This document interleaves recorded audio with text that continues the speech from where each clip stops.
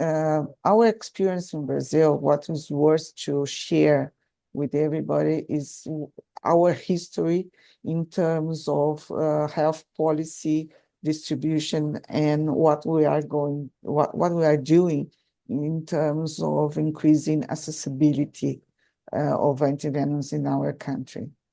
So just starting, for those who are not very familiar with the country, Brazil occupies most part of South American continent with more than 8 million square kilometers, where more than 200 million people live. Most not where Chloe is now, in Amazon region, but in the southeast part of the country, which is considered the most industrialized region. But the country is one of the most biological diverse countries with 15 to 20 of the biological diversity in the world. But we also have problems in terms of social inequalities.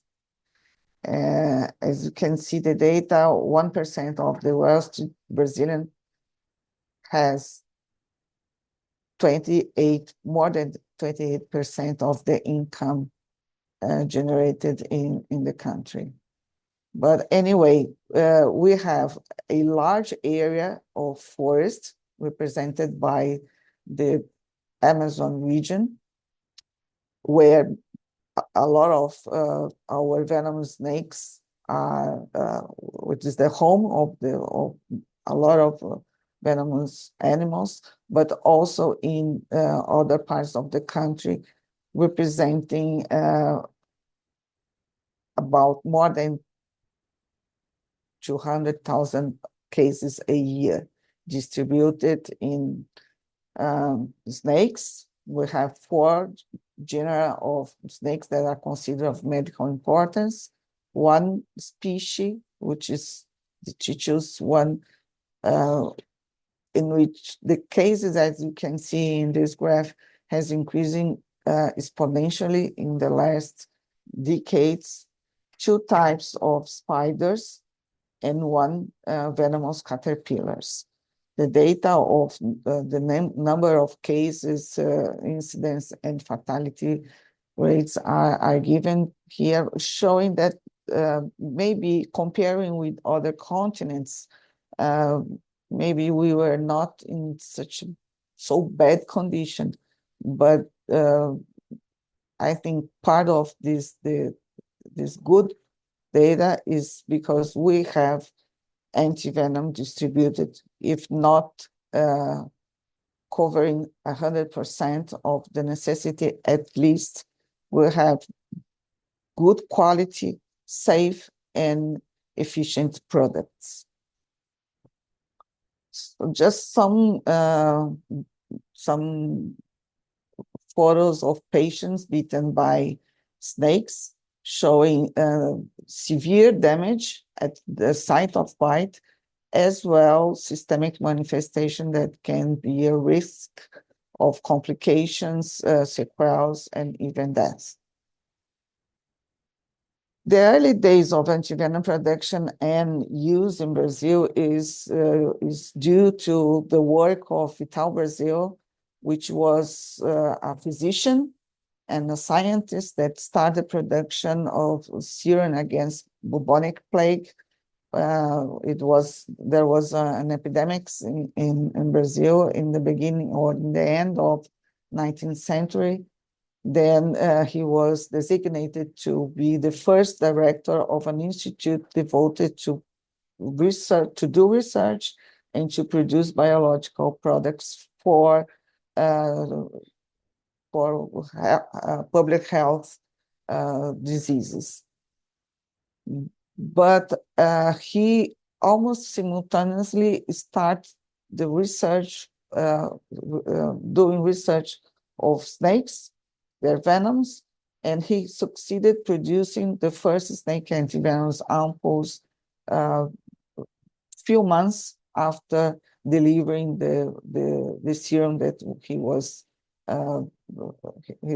he was designated to produce. But not in the production area, he was a very clever person. He also introduced the first report of antivenom utilization in our country, even before Ministry of Health started the program. So from the 20th century, we have data of which are the most important snakes. If the numbers are not very consistent, at least this report could show that the antivenom that he produced saved a lot of lives. If you see the graphic, the estimated mortality of snake bite envenoming without antivenom treatment is in inverse of the curve of fatalities due to snake bite envenoming with antivenom treatment. So he was able to prove the efficiency of antivenoms, the specificity of these products, and this success incentivized not only the institute where he was the director at that time, which is called at that moment it was had another name. Now it's called Instituto Butantan, located in São Paulo state, but also other initiatives how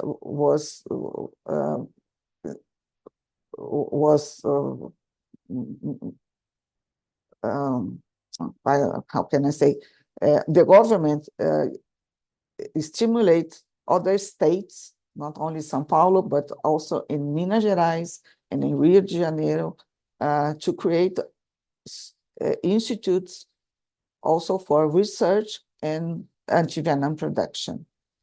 And these were centenary institutions, as you can see in the date of the foundation. And nowadays we have 4 public antivenom manufacturers laboratories. The fourth one and the last that was founded, it is recent, the youngest brother was founded in 1989, but the idea of the product laboratories to be responsible for antivenom production and providing for the population is I would say that it's in our core mission, not only the institute where I work, Butantan, but the other 3 ones. But I should tell also a story about one national private antivenom manufacturing laboratory, which is not very known. I don't know why people used to forget the whole of Instituto Pinheiros, which was a private company founded by a group of researchers that worked with Vital Brazil, and they were devoted to produce biological products. Because of the expertise of the Vital Brazilian vaccines and antivenoms, this institute start also not competing with the public ones, but complementing. The idea was to complement the production, but in a very few period, it became the most important antivenom manufacturing laboratories. If it was because of the private composition of the tea, if it's because of the facility of the infrastructure or the research, the resources that they were able to gain. Anyway, there are many reasons to explain why this private institution increased a lot, such a lot, and the national public ones, the force that I mentioned before, became, if not stagnated, but in an inferior position in terms of capacity, in terms of research and production and distribution too. This laboratory, due to the success of the and the profit they were able to have, it attracted a multinational pharmaceutical company, which is the name. It was Syntex. I don't know if it still exists, but in the 70s, this company bought Instituto Pinheiros. And a little bit more than 10 days after, they interrupt the production of biological products, not only antivenoms, but also vaccines, and this caused a big supply crisis in the whole territory. This is the story of the Institute, and in parallel, between the 70s and 90s decades, Brazil had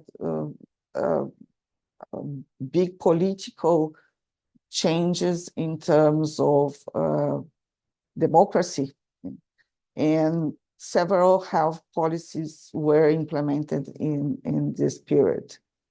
So just listing the most important related to antivenom production and distribution, I should mention the National Program of Immunization that was obviously related to vaccines, but also worried and concerned about the quality of the biological products.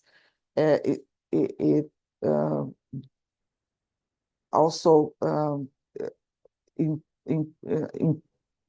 give an input to the creation of the National Institute of Quality Control in Health, which is in which all, not only vaccines or antivenoms or biological products, but all products for health should be passed. This institute should be tested and approved before using.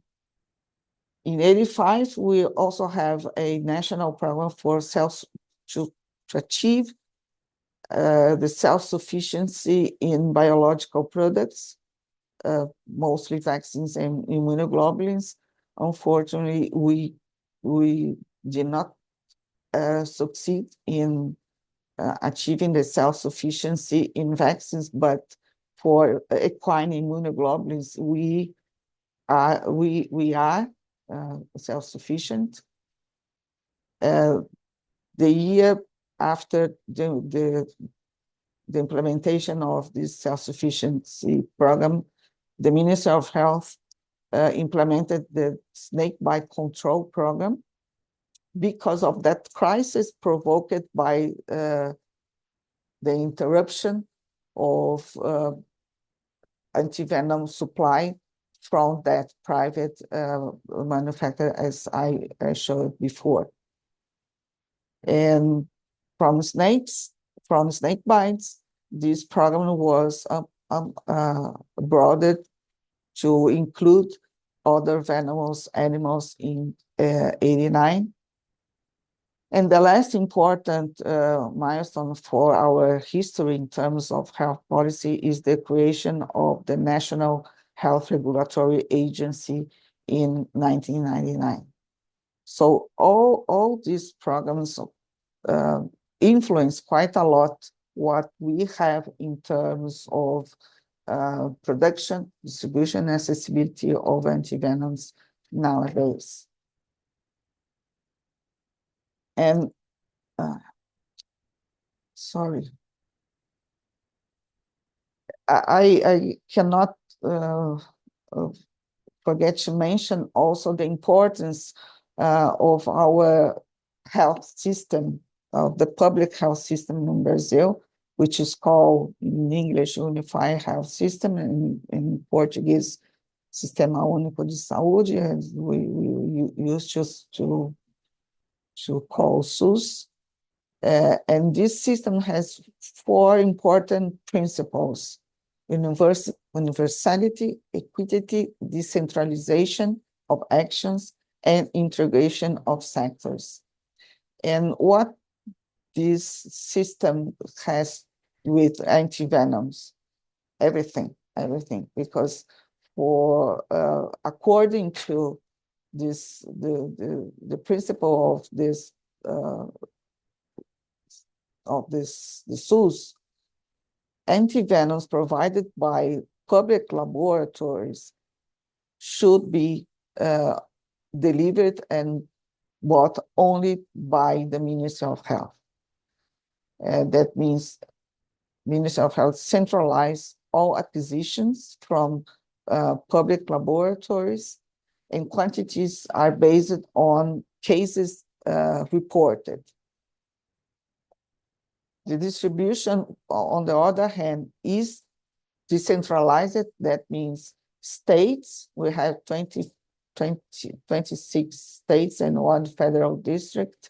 So these 27 federal units are also responsible for the distribution of antivenoms with their municipalities. The spread of antivenom is possible because the policy determines that distribution should be integrated with the vaccine supply network. And this is much more advanced in Brazil. Our immunization program is very, very well known, and antivenoms were integrated to the national program of immunization in terms of distribution to the country. And at the end, no one that need antivenom in Brazil has to pay. That means there's no commercial sale, and all treatment is totally free of charge for those who need it. So from the four laboratories, unfortunately, currently only Butantan is providing Ministry of Health and are providing antivenoms for the Ministry of Health. The other three are making refurbishment to achieve or the GMP regulatory rules, and we hope they will return to activity in the near future. But in the data for 2024 shows that from all equine immunoglobulins that we produced, almost 650,000 vials were sent to the Ministry of Health, which distributed to the 27 federative units. And each of these units distributed to municipalities. As you can see, Brazil has about 5,500 municipalities. If we have antivenom distributed in 2,800, that means less than 0.5% or less than 50% of the municipalities has antivenom in their hospitals. And those who have one characteristic is that mostly are in urban areas, not where snake bites and other venomous animals are and where the accidents occur. These data are also from our institution, where in 2024, a contract between Butantan and the Ministry of Health provided 500,000 vials of antivenoms. And you can see the price that changes according to the type of antivenom. In mean, I would say that converting in US dollar, each vial would be about almost $80 a vial. And it represents a cost annual, because these contracts are renewed every year or every 12 months. So in 24, it represented more than 40 million US dollars. It's a lot of money. When I was doing this calculation, I was really surprised. But I will say it represents less than 10% on what the country spends in terms of vaccines. Vaccines represent much more, and this could be considered very few if we see the vaccines numbers. But anyway, this amount only this amount of antivenom is only available in 37% of the municipalities. And another point is that our products are liquid. That means it should be storage at 2 to 8 degrees Celsius. And this is a disadvantage if comparing with lyophilized products that could be maintained in room temperature. Anyway, our products have 36 months of shelf life. So the reality is that, as I said, 80% of the healthcare centers with antivenoms are hospitals or health centers located in urban areas. But if you see these two blue maps, you can guess that where we have, and this is red dots represent the units where antivenoms can be found. So the map doesn't match, because where we have more accidents is not where we have more antivenom. And the distribution of the 4 types of snakes shows that Bothrops, our pit viper is the most important one, the one that causes local reactions that can lead to necrosis, amputations, and different types of physical and psychological sequelae. So a project to increase the accessibility of antivenoms started to be prepared, proposed, and now a reality due to the coordination of the Foundation of Tropical Medicine in Manaus. Professor Welton Monteiro is the coordinator of this project, with the participation of several institutions, including me as representative of Butantan Institute, and with funding from different agencies too. And the idea is to develop a model to decentralize healthcare for patients bitten by venomous snakes and to reduce time from bite and antivenom treatment in primary healthcare centers, not only in hospitals. So the antivenom treatment decentralization to indigenous areas appear as a demand of our indigenous health districts, or there is a sector in the Ministry of Health only to deal with health, with indigenous health. So it appeared as very clearly as a important demand for the indigenous groups.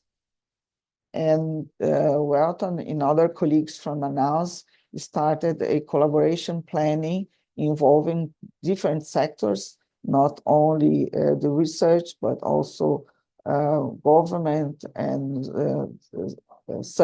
health service, a guide to the treatment of snake bite were prepared. A lot of health professionals were trained, and not only physicians, but nurses, technicians, and community health agents. And an intervention study of this antivenom decentralization now is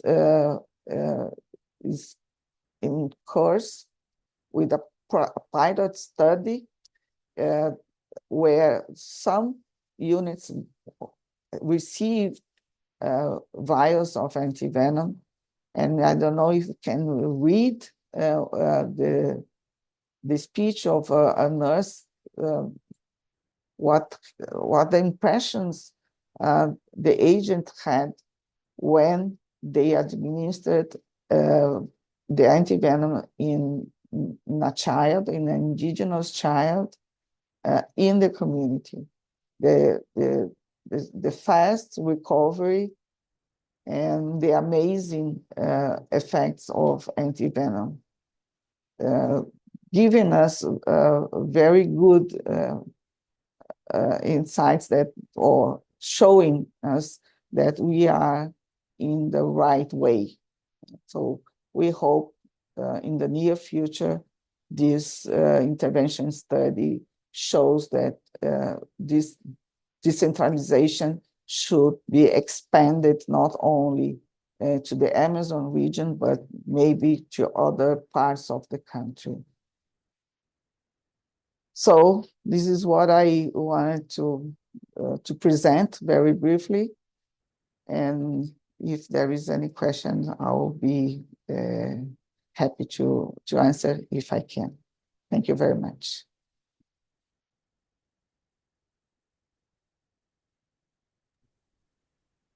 Thank you so much, Fan. This has been an amazing presentation, and it's so impressive to hear about the story of Brazil, which is really a global leader in so many ways, not only in working together to provide a public solution to snake bite at free of cost, but also a very high quality antivenom, which causes so few reactions and makes projects like the Saving Project possible. So I think it's really exciting, and I'm looking forward to seeing the future in Brazil in terms of antivenom access as well. So anyone who has a question, please feel free to unmute yourself or drop a question in the chat.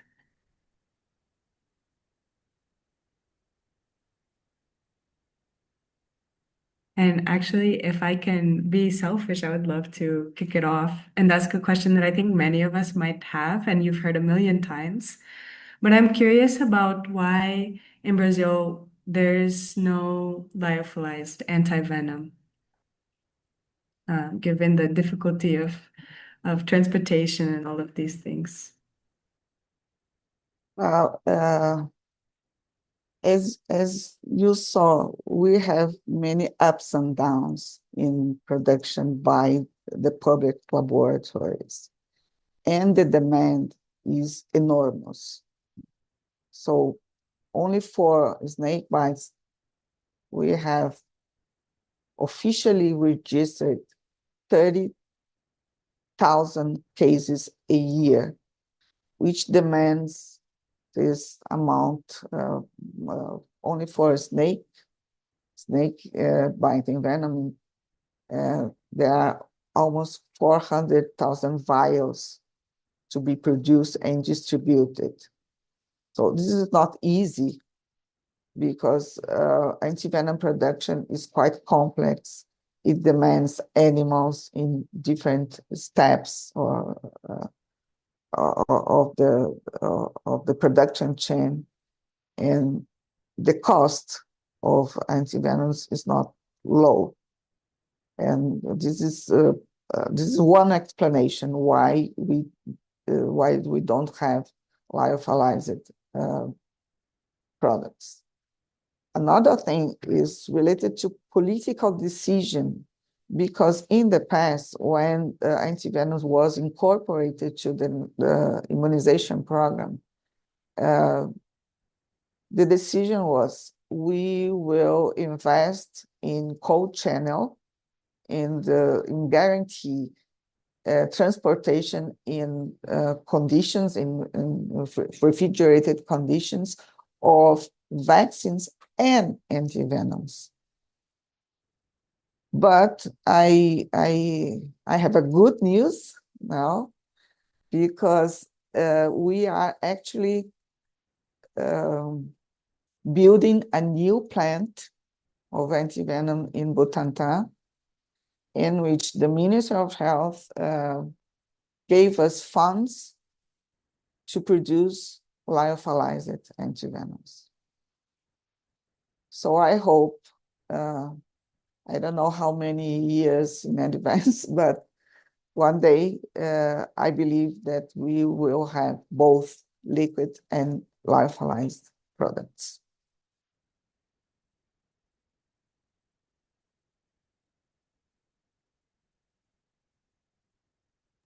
That's really great news. It's exciting to hear.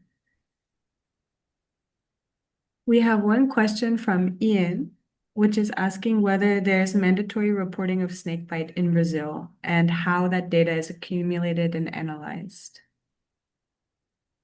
Snake bites and scorpion stings, spider bites, caterpillar envenomation, they are all of compulsory notification. That means in Brazil we have the federal government established some plans for health, and municipalities and states has to achieve some goals in terms of surveillance and in terms of assistance. That means report of case, not only snake bites, but for any kind of disease that are included in the list of obligatory notification. If the state of the municipality is not aligned with this policy,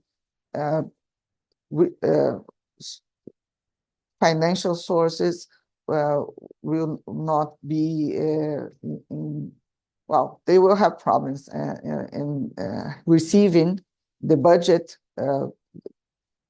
designated to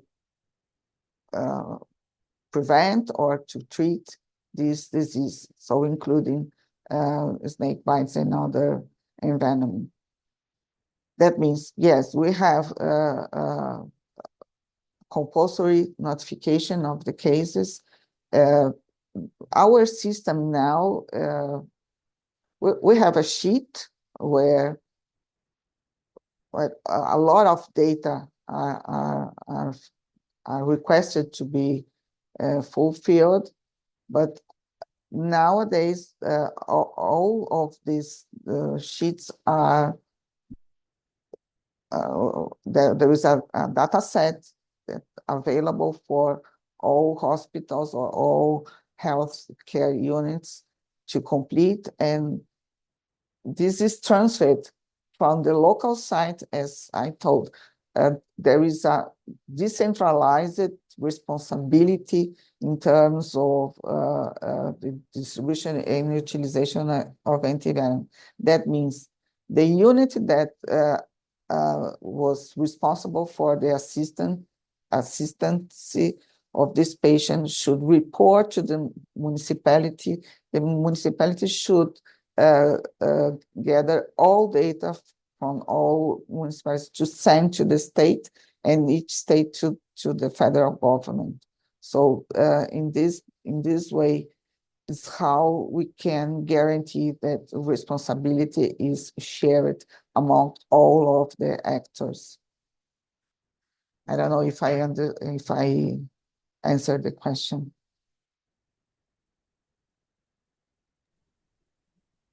Thank you. I think we have time for one more question. Jana, would you like to unmute yourself? Yes, thank you very much for fantastic presentation. It's very informative, and also congratulations on this investment in new plant. And I would like to ask your opinion about the subject of new therapies that are based on using small molecules, inhibitors like marimestat and varespladib. And in our company, we are developing novel drug in a form of oral pill, and we completed phase 1 clinical trial. And I would like to hear your opinion. How do you find this approach, these therapies, and how it will support limiting effects of snake bite in Brazil? Well, I think new therapies are urgent, because even if we can achieve these equine immunoglobulins for all population, we'll still have some delay in terms of treatment that could be neutralized by these new therapies, small molecules, and so on, if they can reach the patient faster than equine immunoglobulin. So I consider it's, although research to develop these new therapies costs much more than equine immunoglobulins, it's necessary to continue trying to find good candidates to be tested in clinical studies or clinical trials. However, what to tell you the truth, I don't like to have a fight against those who are for the new generation antivenoms, and I could say that I'm in the group of the equine immunoglobulins, because it's not fair, and it's not a real fight, because while we do not have these therapies, we will need, and it's not a node, it's not antiquate therapy. The principle could have more than 100 years, but technology has improved. As Claude said, we have good quality, safe, and efficient products. So my opinion is that both can or should walk together in parallel. But I guess that it will take a long time before we can retire the horses, for instance, or not using snake venoms anymore. And I don't know if I will be here to see this day but I believe that this is the way that research can really contribute for the health of our population. Oh, I totally agree. We see that there is a chance for new therapies, for that they can be used in pre-hospital treatment to limit the negative effects of bites, but we still believe that antivenoms are necessary as the targeted treatment, and much research is needed to even check how much we can help, and maybe we can limit somehow the number of vials, and but the biggest advantage, in my opinion, is the possibility of initiating the therapy as fast as possible. Thank you very much. Great. Thank you so much, Fan. Thank you for people with questions. If you have any lingering questions, please feel free to leave them in the chat box. And maybe Dr. Fan, if you're able to respond to some of those, I think we already have one. And I'll also quickly drop some information in the chat box, which I forgot to send earlier. So this webinar is part of the Snakebite Community Engagement Network, which is a group of snakebite experts who is working to share information, to share knowledge and expertise so that we can all do our jobs better. And so if you're interested to sign up for notifications about future events, I dropped the link there. And there will also be another very interesting webinar right after this webinar. So I highly recommend going to check that out if you have time after this webinar. So first, briefly introduce Dr. Taxa as well. So Taxa is a veterinarian and a herpetologist who works very closely with the snake farm at the Queen Sababa Memorial Institute and Thai Red Cross Society.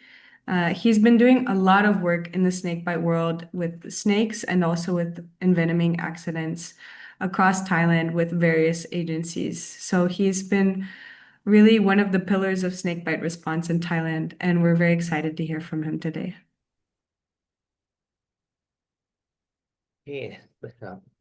Thank you, Chloe. I have to apologize that I has a problem with my cameras, so I need to keep it close. And so today, thank you for your invitations to give me the chance to talk and meet a lot of people in Antivenom Productions. So actually, as I am a veterinarian, so my patients are mainly snakes, not likely people that are bitten by them. So, but okay. So my presentation, I will try to keep it short, make the long things short about the snake antivenom system in Thailand. Okay. So the briefly history about the institute is actually the Queen Sawapha Memorial Institute is formerly a side division of the Thai Red Cross Societies. Is got transfer our activities from the Pasteur Institute in Thailand to be responsible for producing the vaccines, many biological products, and now we still continue until today. The King Rama VI in these pictures, he is the one that established the institute and named the institute follow his mother name. So Queen Sawapha is his mother's. Okay. And it's opening on December 7th, 1922. So, oh, oops, sorry.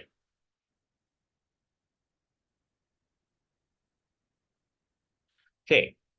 And now the mission of the Queen Sawapha Memorial Institute is for three things about the productions. The ongoing productions of Institute is on rabies vaccines, anti-rabies serums, snake antivenoms, BCG vaccine, tuberculin PPD, and other antidotes in terms of the orphan drugs. And also the second mission is about service, the clinical service, research, diagnostic investigation, and about snake farmings that give the education to the public about the snake varieties and also snake bite first aid. And the last thing we do the research on the snake and its venom, on the pathophysiological effects and mechanism of venoms, and also some clinical applications involving antivenoms, and also vaccines, and also try to find some new innovations. From Snake Farm itself is established 1 year after the institute. It's because at time the directors realized that the import antivenom is not effective for the local snakes. So the snake farm was established for keeping the snakes for the venom productions, to make the research antivenom productions. And now today we extend our work for about public education and community engagements. We give the information about snake, how to react when confronted with the snakes, and how to perform the correct snake bite first aid. The snake antivenom of QSMIs, now we produce 2 types of antivenoms, that is the monovalent antivenoms and polyvalent antivenoms. Our antivenoms are also the equine immunoglobulins, that is FFB prime 2 and its lyophilization forms. So we are not much serious on the cold chain when deliver the antivenoms, and our shelf life is a little bit longer. So there is 5 years shelf life at the room temperatures. The snake that's covered by monovalent antivenoms consists of 7 species. That is 4 for the neurotoxic venomous snakes and 3 for the hematotoxics. For the neurotoxics, including the Jacalthea, Ophiophagus hanus, that is king cobra, Bungalus candidus, the Malayan crate, Bungalus fasciatus, the bandit crate. And on the hematotoxin side, including the Deboia siamensis, and there's Russell vipers, the Calocillas rhodostomas, the Malayan pit vipers, and the Trimeresurus abulabilis. There's a green pit viper complex. On the polyvalent antivenoms, we just grouped the snakes in the way they act on the body systems. That is the neuropolyvalent antivenoms, that's covering that 4 species, and the hematotoxic polyvalent antivenoms, the cover 3 species of the snakes.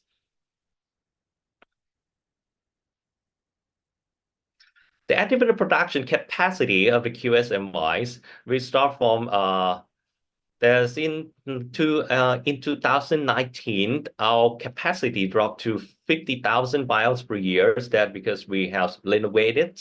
We renovate some area of the horse farms, and that's why we decrease the capacity of the antivenom production. But this is coming back until last 3 years. At 2022, we reached to 150,000 vials per year, and this meet the requirements of the in Thailand and also some neighboring countries. But now today we have a plan to expand the factories, and it's still on plan and start the construction. We hope that we can get more capacity of the antivenom production in the near futures.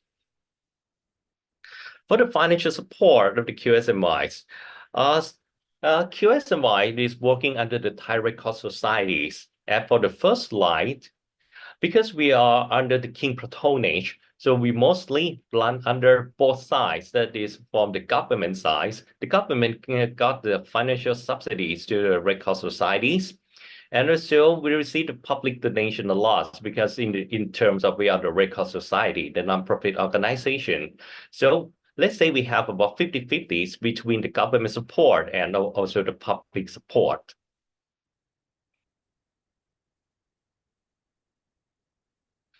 And the way we deliver the antivenoms, or the accessibility of the antivenom in Thailand, is we have to say that is combining between several organizations and the tools of each particular organizations to work it together. The QSMI ourselves with the antivenom producers, but the one that afford the antivenom for the Thai people is the Ministry of Health. So this program called the Thai National Antidote Programs. The program is designed to provide antidote, not only the snake antivenoms, there are also lots of antidotes, just such as antibotulinum toxins, and all will be free for all Thai citizens. The one that provides funding to procure all antidotes is the National Health Security Office, so the NHSO, or in terms of make it easy, it is a national social insurance.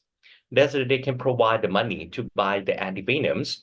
And the government pharmaceutical organization, the GPOs, actually the main role is to produce the pharmacies for Thai nations. But they receive a funding from NHSO to purchase the antivenom from QSMI. And they also control the stockpile for whole countries and also logistics. The system of GPO itself, they have regional stations throughout the countries.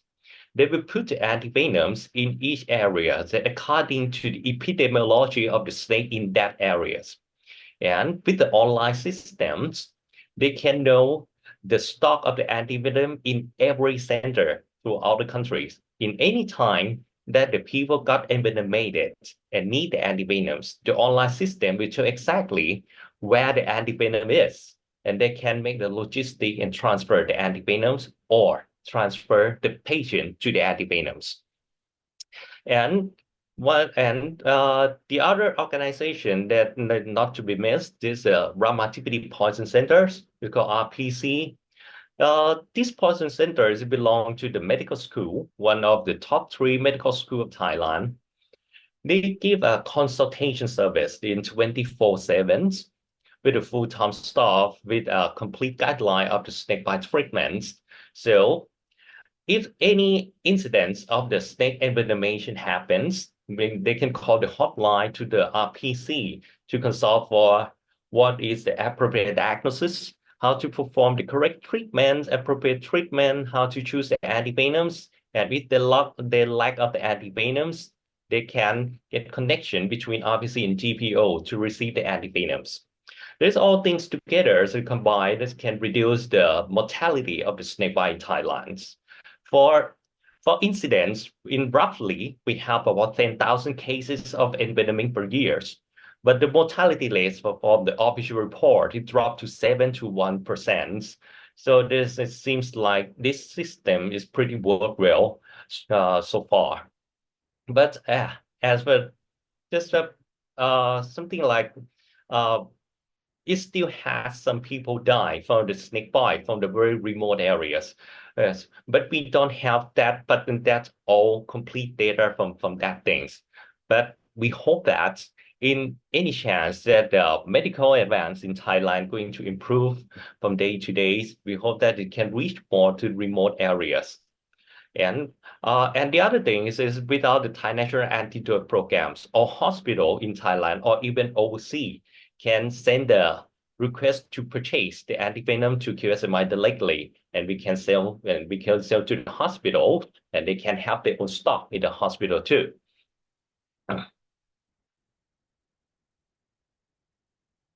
Okay. And how about the antivenom's expense or antivenom price per cases in Thailand?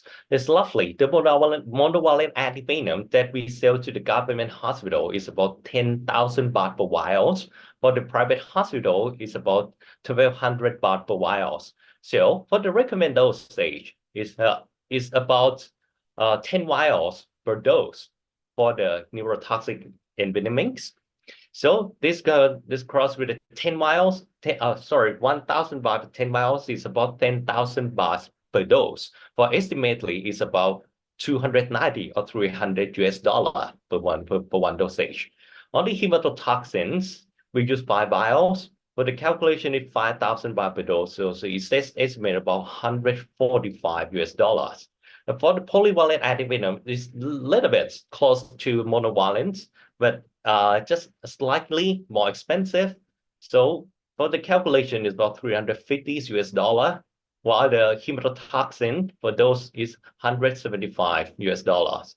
But this calculation shows that we still can maintain a quality antivenoms in the low price, and Besides, with the Thai National Antidote Program, the patient don't need to pay off their pockets, or even they need to pay for that. Is maybe has a chance to afford for the independent price.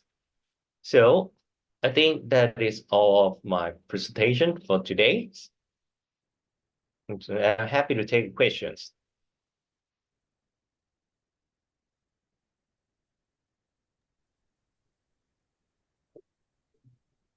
Thank you so much, Takla. This is really a very interesting model that Thailand has that seems to be working really well. And I remember being so surprised when I saw exactly how many products that Thailand has on the market and succeeds in delivering to the people. Especially all of these monovalents, I feel like it takes a very coordinated effort to identify which snake is causing the bite and then connect them to the correct antivenom. So I think it's very interesting in the way that this interacts with the poison control centers and access to herpetologists like yourself who can identify the snake through pictures or descriptions. So very interesting, and thank you for this presentation. If anyone has any questions, feel free to unmute yourself.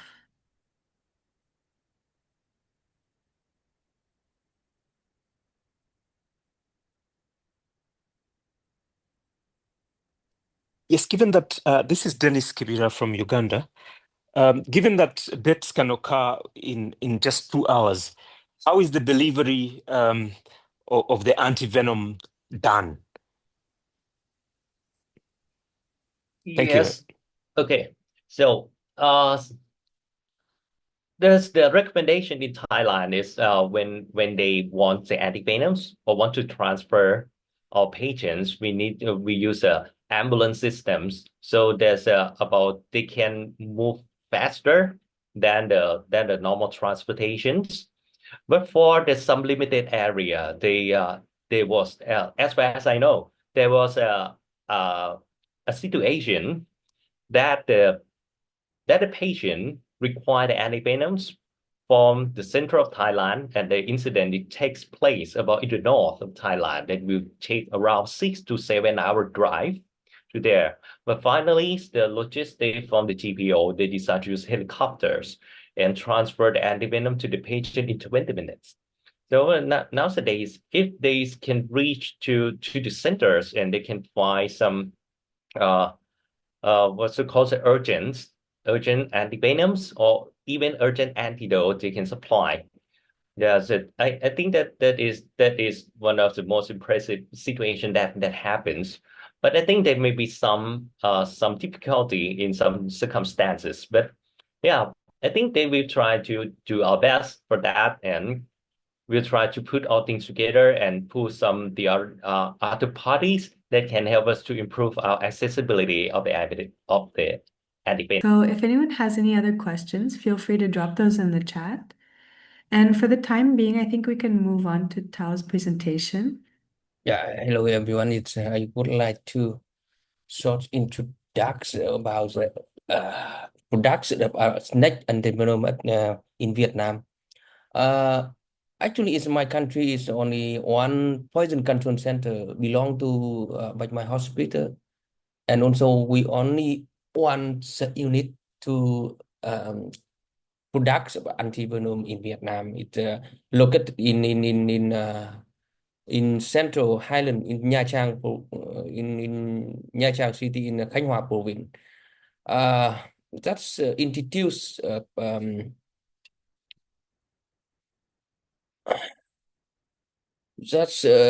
Institute of Vaccine and Medical Biological. This institute is established in 1978. It's a leading public institute under the Vietnam Ministry of Health. IVAC have long-standing history, research, development, and production and supply of vaccine and medical biological for national immunization program and for public health needs. Actually, in Vietnam, as you know, Vietnam is the first country in the world to produce antivenom. At that time, it's made by some researcher of France in Vietnam. But it's a long time the gap. We have almost 100 years. The war between Vietnam, America, and France, but we have no information in the gap. And then it went after 1975. We the first attempt to introduce, and we also did research and development antivenom for the snake antivenom. In Vietnam also host country is biodiversity. Actually, now we recorded more than 65 different species of venom snake.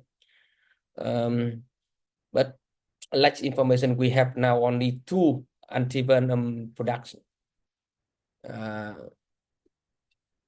Please next. Let me know when you want me to change slides as well. Yeah, please change. Next. Okay. Yeah, we have now only we have 2 snake antivenom. That's a monocopra nasas cautia. There are 3 different species of nasas from Vietnam. In the northern part of Vietnam, we record nasa and cautia and nasa atra. But in southern part of Vietnam, we found the nasa cautia and nasa siamensis. But actually now we have only one, nasa cautia antivenom. Another antivenom is green pit viper, Trimesurus ambulabris. This species is also quite complex. Now, actually, there are many different forms. Sometimes we mistake with the Trimesurus stanageri, but now we also have only one green pit viper antivenom, Trimesurus ambulabris. But our back to me. Yeah. Next. Okay. Our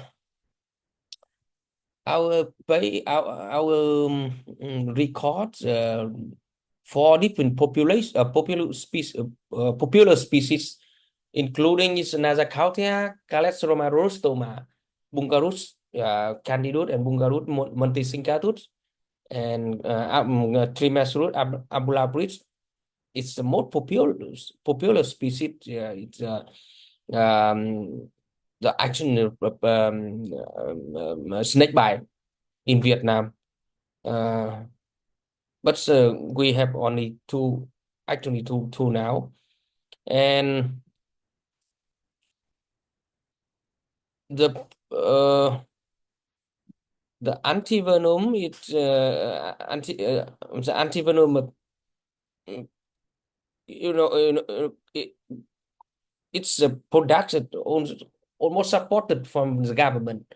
The IVAC also belong to the government. It's the funding also from government. We don't have any. Actually, we don't have any another private support. That's the reason. It's the patient in the hospital. They also do not need to pay money to buy the antivenom. Only the government provide everything, but we not enough antivenom every year. There,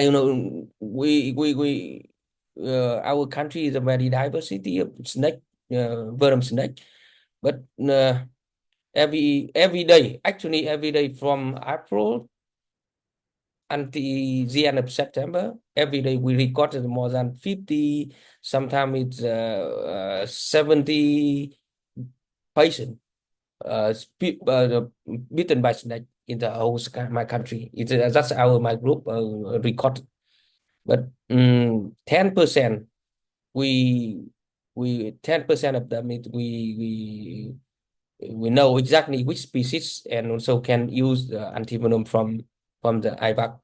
But almost we spend the local people often use traditional medicine. They also have some plant medicine and so also have some knowledge, have some traditional knowledge to use this. But that's a really problem when the when they bitten by snake. Yeah, the whole time is not use the antivenom. After they use some traditional medicine, they take to the hospital. That's a really problem with the health. Yeah. Next slide.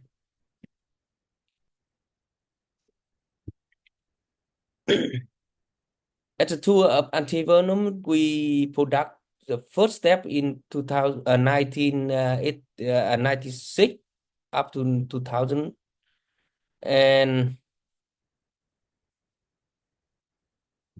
also in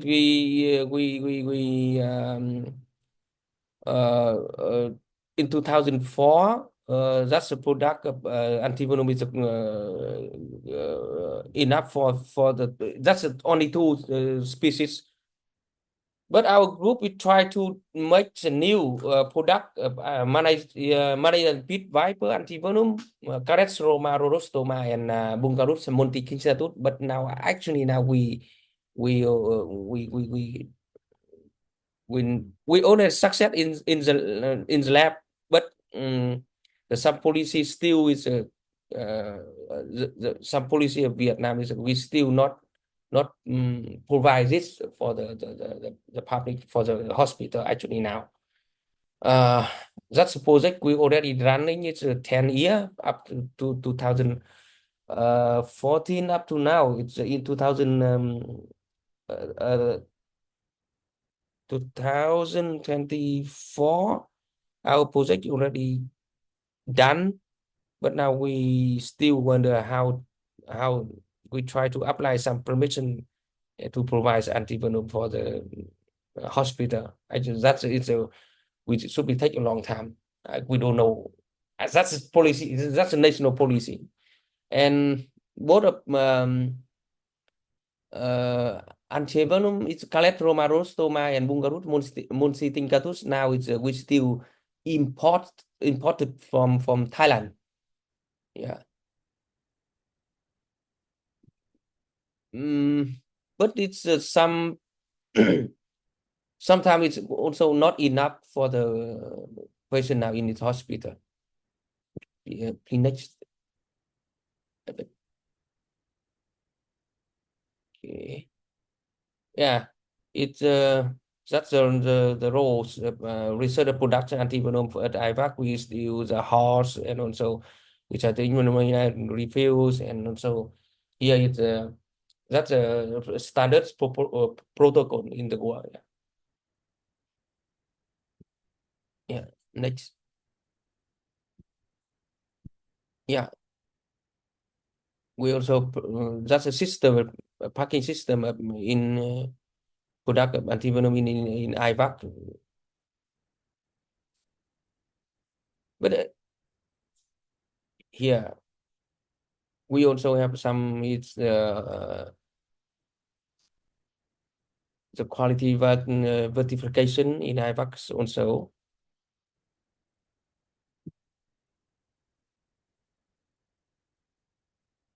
And it's antivenom quality specification, and also yeah, it's that's the same standard in the video HOs provides. Yeah,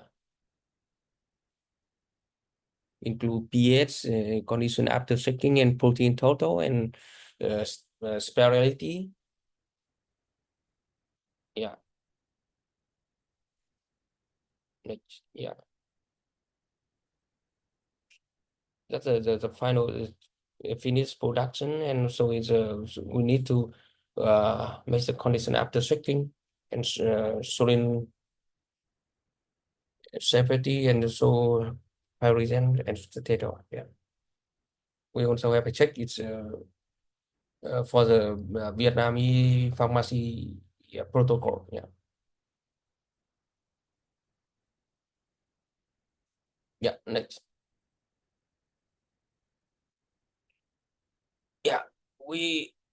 Yeah. Also, it's electric process products of Copra and also Viper. After finish product of Antivenom.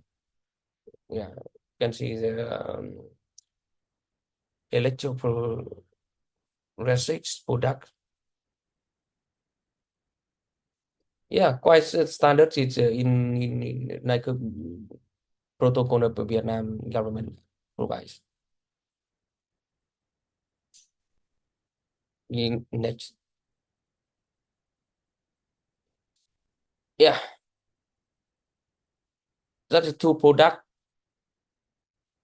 two kind of antivenom now. It's we use in Vietnam. It's quite common and good, very good quality now. And one pit viper antivenom is the most it's popular in southern part of Vietnam, and also copra is most popular in northern part of Vietnam. Yeah, this two kind of antivenom is available in Vietnam. Is and so very effective with the patient. Yeah.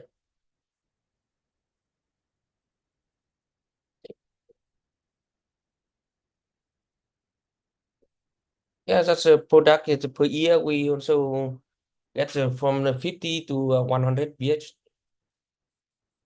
50 for the copra and also 100 VH for the green pit viper. And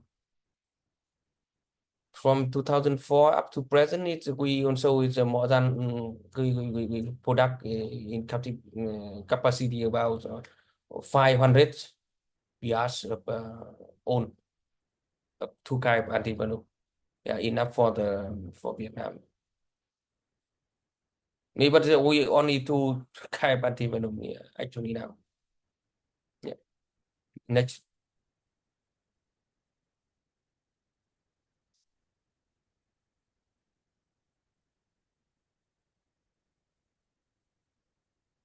Yeah, the green pit viper is they are more diversity, more diverse in Vietnam, and there I think it's now not only three measures Angola breed, but we use this kind we use green pit viper antivenom for some different species still affect with the patient, including the three measures technically.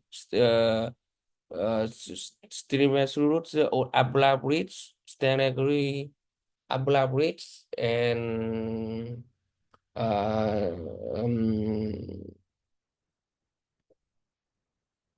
Abla Bridge, Stanley and Gui. Yeah, one new species we record in northern part of Vietnam. Some we also record some people bitten by this new. We also use this green pit viper for antivenom for the patient. It's also still okay. Yeah.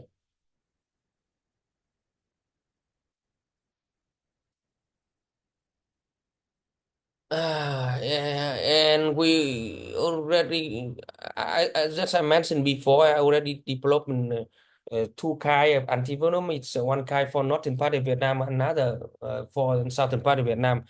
Calexroma rostoma, it's for more Malaysian pit viper, more popular in southern part of Vietnam. But it's the antivenom now. It's still in the lab. We need to still wait inform the decide from the government for the further step. Yeah, we already finished the product have been product, but requires a quality certificate by national institutes comparison.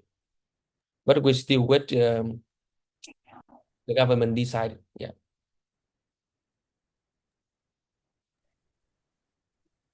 Yeah. And our group working still with working to cooperate together with Vietnam Poison Control Center. It's I working in the Vietnam Academy of Science and Technology. We collaborate with Poison Control Center and also IVAC, try to develop some antivenom, snake bite antivenom, but that's a long way. It's not we should be take the time. Yeah, that's my working already more than 20 years, but we try to change knowledge, change the policy, but that's a long way. I think it's we need to support not from national as domestic, also it's international, and maybe it's every year. Yeah, we need to put or some submit some report and then put put the government is how to understanding and also try to support for that's thing is yeah,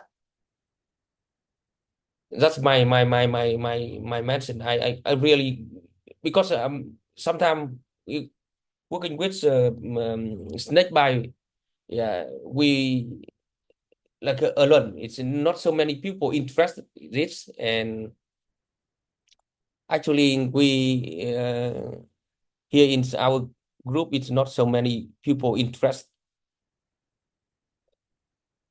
and I I do hope it's we can sit together and also make more strong collaboration and look in the future. Thank you very much to give me the opportunity to talk about this. Yeah, thank you.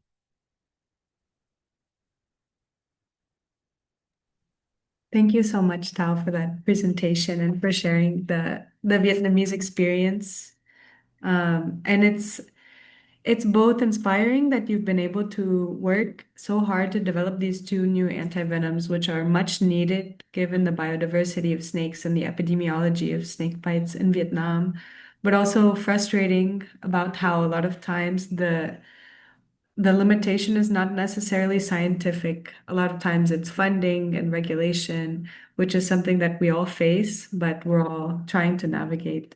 So thank you for sharing that experience. Yeah. If we have any questions, then feel free to unmute yourself.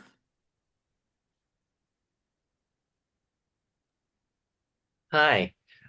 Maybe I missed some details of which species you use for producing the crate antivenom.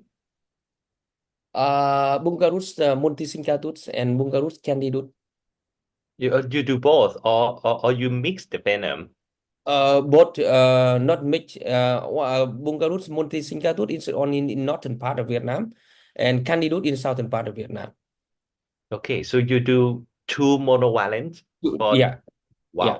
impressive. And have you ever tried to taste some cross neutralization between each cobras and also each Trimeresaurus in your countries? They show a wide cross neutralization between cobras and Trimeresaurus in Thailand too. Yeah, we actually it's we we that's we already mentioned it's an idea to do that, but actually in my country it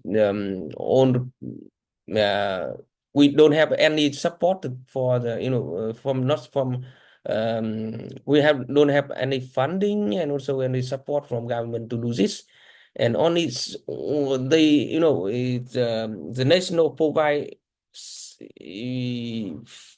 money for the product only two kind of antivenom. It's my research. It should be apply some another funding for that, and it's I'm belong to the Vietnam Academy, and also IVAC belong to Ministry of Health, and that's a different way. And we are research, and they are is doctor of medicine is that's quite difficult to make the collaborate together. And that's I take to 10 years to make the relationship between research and doctor medicine. And then I think it's in the future we can, now it's already open, and we can in the future. And we have planning to do that. Thank you. Yeah.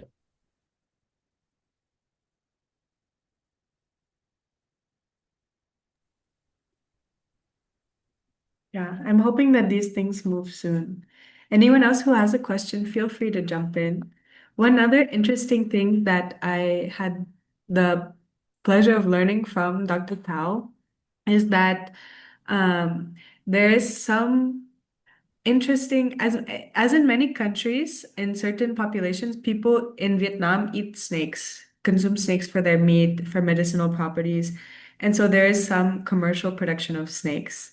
In terms of how big this is epidemiologically, I don't think it's that big of an effect, but I find it really interesting that one of Tao's research papers showed that in villages that are known for the commercial production of snake meat, there are more envenoming cases. And this may even have to do with the spread of, was it monocled cobras to the north of Vietnam? Tao, you can correct this.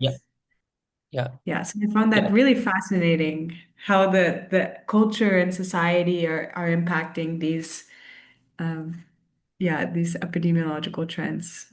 So I hope that you're able to improve the antivenom situation in terms of accessibility and coverage. Yeah. And congratulations on amazing work. Thank you very much. And as you know, you visit Vietnam for the first time, you can see this. In Vietnam we also have some snack village. Yeah, that's a long history. They keep keeping in breeding, and also products of snack meat, and not only for Vietnam, and also we export to China.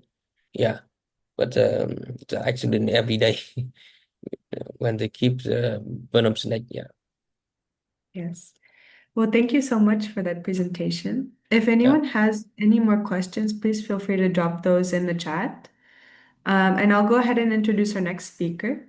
We're very excited to welcome Dr. Kripa Morcello, who is Assistant Vice President and Head of Research and Development at the Biologicals Department of Potted Serums, which is one of the, I think, 7 major antivenom companies that produce snake antivenoms for India. So unlike a lot of our previous countries that have presented, India is mostly, the huge majority of antivenoms are produced by private companies.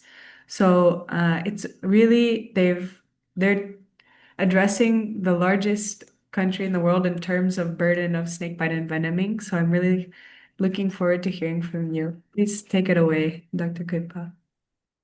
Hi, Chloe. Thanks very much. Chloe, are you going to share the presentation from your side, or should I do it? Whatever is easier for you. Feel free to share your screen. I'll do.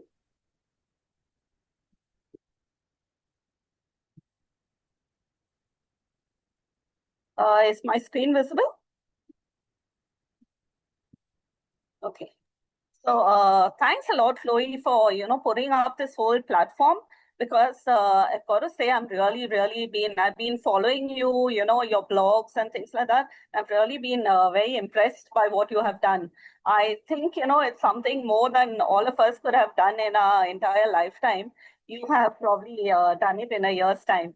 So whatever we've been doing for, I think, over 20 years, you've probably done a lot more than that. And it's really great that, you keep us updated on what's happening in all the countries around the world, especially in terms, of sometimes spurious material and, things like that. Also, happening in other countries, and sometimes under our names as well. So it's really very nice the way you have kept everybody, updated on what is happening. And I really want to thank you and congratulate you once again on this work. Your mom must be really proud of you. So I'll start with my topic. And this is on the current anti-snake venom, anti-sera systems running in India, and what makes it a sustainable program, even though the whole thing is, completely supported by the government of India. So as you know, everybody already knows about it. WHO declared in 2017, that snake bite is a neglected tropical disease, and around the world it stands at around 5.4 million, snake bites, with around 1.8 to 2.7 million for snake envenoming, and that's around 8,000 to 1.3 lakh deaths. Now, the interesting thing is, snake bite envenoming is seen mostly in Asia, Africa, and Latin America. South Asia constitutes nearly 70% of the global snakebite mortality. And out of this, India is one of the highest cases, reporting around 2 to 3 lakh cases of snake bites annually, with around 1,000 to 2,500 deaths. So the thing which is very interesting is that India itself is home to around 310 different species of snakes, of which 66 are venomous, 23 are medically important. But as my next point, says, the strange part and thing which has been following, for the last 20 plus, or rather 30 years in India, is been that there's a single polyvalent antivenom which is available against big four snakes, mostly which is got from the Tamil Nadu region in India, composing of the cobra, the Russell's viper, the common krait, and the saw-scaled viper. So what happens is that, this is something which is a big challenge in India. There is no monovalent snake venom anti-sera available. The mortality and snake significance lies well beyond the big four. And the biggest challenge, and which I would say India is, now taking on very seriously, is trying to unravel the whole biogeographic venom variability of the big four Indian snakes, and try and concentrate also on the neglected species, especially in the western and eastern region of India. And this is something we at BSV have also, been taking very seriously, and I would say all the other manufacturers in India as well. And one of the biggest things which we are trying to do is to see the in vitro and in vivo neutralization, of existing versus these new products against target regional snake venoms. So this is a list of manufacturers which is openly available on the government website. Of course, the numbers which are shown over here are much less than what is actually manufactured and what the actual capabilities are of the manufacturers. And sadly, most of the manufacturers, though we have a bigger capacity, we are not running at our fullest capacities because there is not a very clear picture of the number of cases, the number of vials required, and there is always a risk if you manufacture more than what is required, you will have your product expiring. So though you see a list of around 8 manufacturers, there are only 4 who are, the highest, which have the highest capability, which is BSV, and of course, then followed by, Premium and Wins and Biological E. So Hafkin is a government institute and they are supplying only towards the government. And then you have many of the other manufacturers, though they are listed, they have dropped out of the whole manufacturing game, which is Virchow and Serum Institute. And CRI, once again, is a government institute which manufactures a very small number. So as of now, it is 4 manufacturers which are catering to the entire country of India.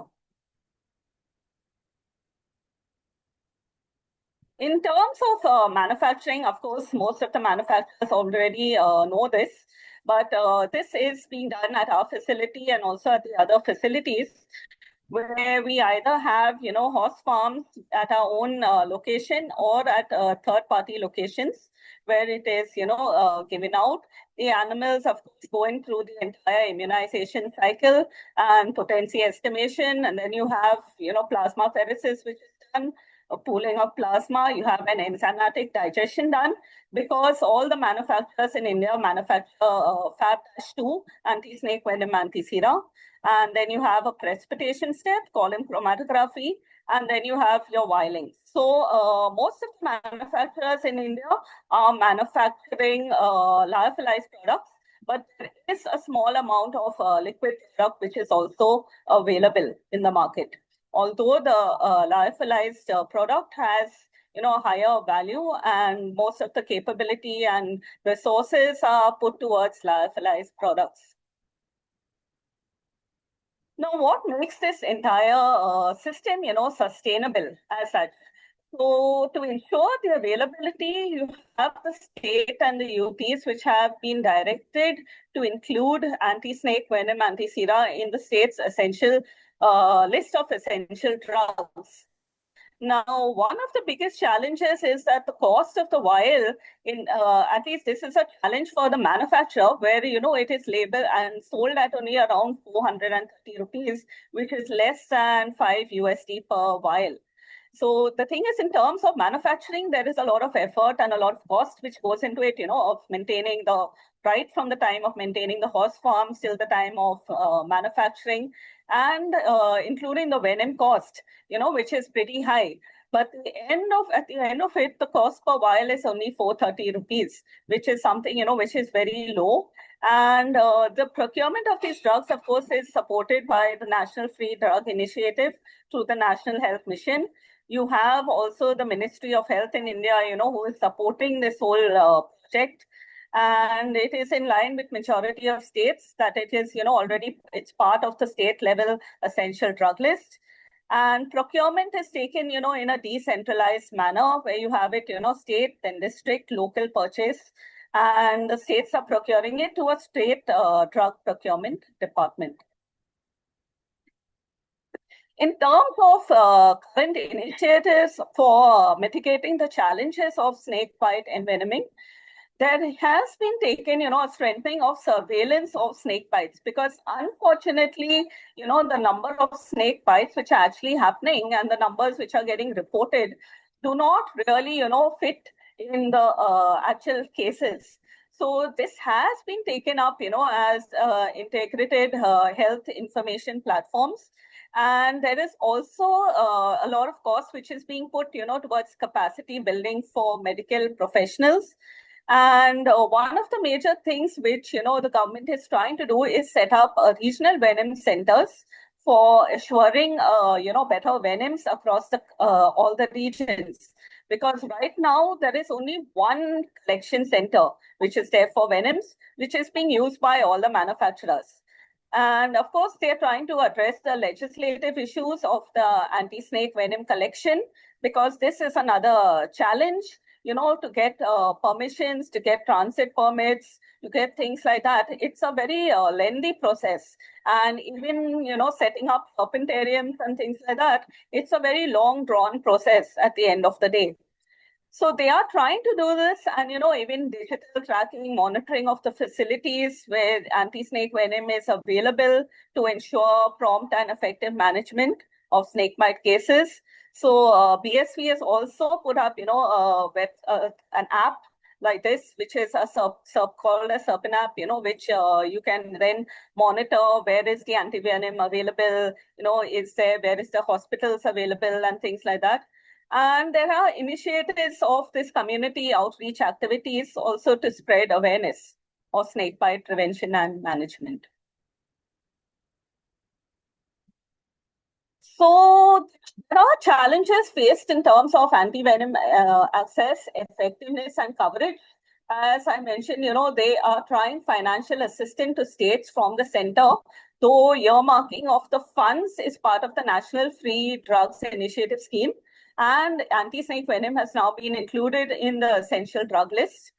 There is, a lot of focus being done also to availability of trained manpower on how to, effectively, since most of the cases of snake bites are in the rural area, there is a lot of, trained, they're trying to do this, training the manpower on how to effectively treat and manage snake bites.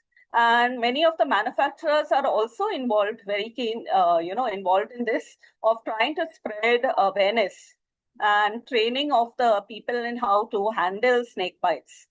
There's also, ensuring uninterrupted supply of ASV and close monitoring of the demand and supply. So this is something which is a very big challenge right now, of every manufacturer trying to understand how much of ASV is actually required. So there are gaps in the system, and there has been a lot of efforts in trying to close and bridge these gaps. Also in ensuring and upgrading the cold chain facilities to stock the ASV vials at appropriate levels. So although the products are lyophilized, the storage condition of lyophilized products would be around 25 to 30 degrees. But still, in most of these areas of rural areas as such, I mean, you've been in India, so you understand that the temperatures can go really, really high in these places. So you do have cases, of the ASVS and things like that. Although it is lyophilized, you would have, potency loss. You would have a loss of product and things like that because of these adequate cold chain facilities not being available. And as I mentioned also, the whole monitoring system for recording and reporting of adverse events following the immunization of snakebite victims. So this is also another thing, which the manufacturers have been trying to do. A lot of these post-marketing surveys to check and see, on how the products have worked, how many vials have been had to, give patients for different snake bites and things like that. So a lot of data is available, but the main shortage in the whole thing is, of putting all this data together and putting it in the public forums. And this is where there is a lot of shortfall in it.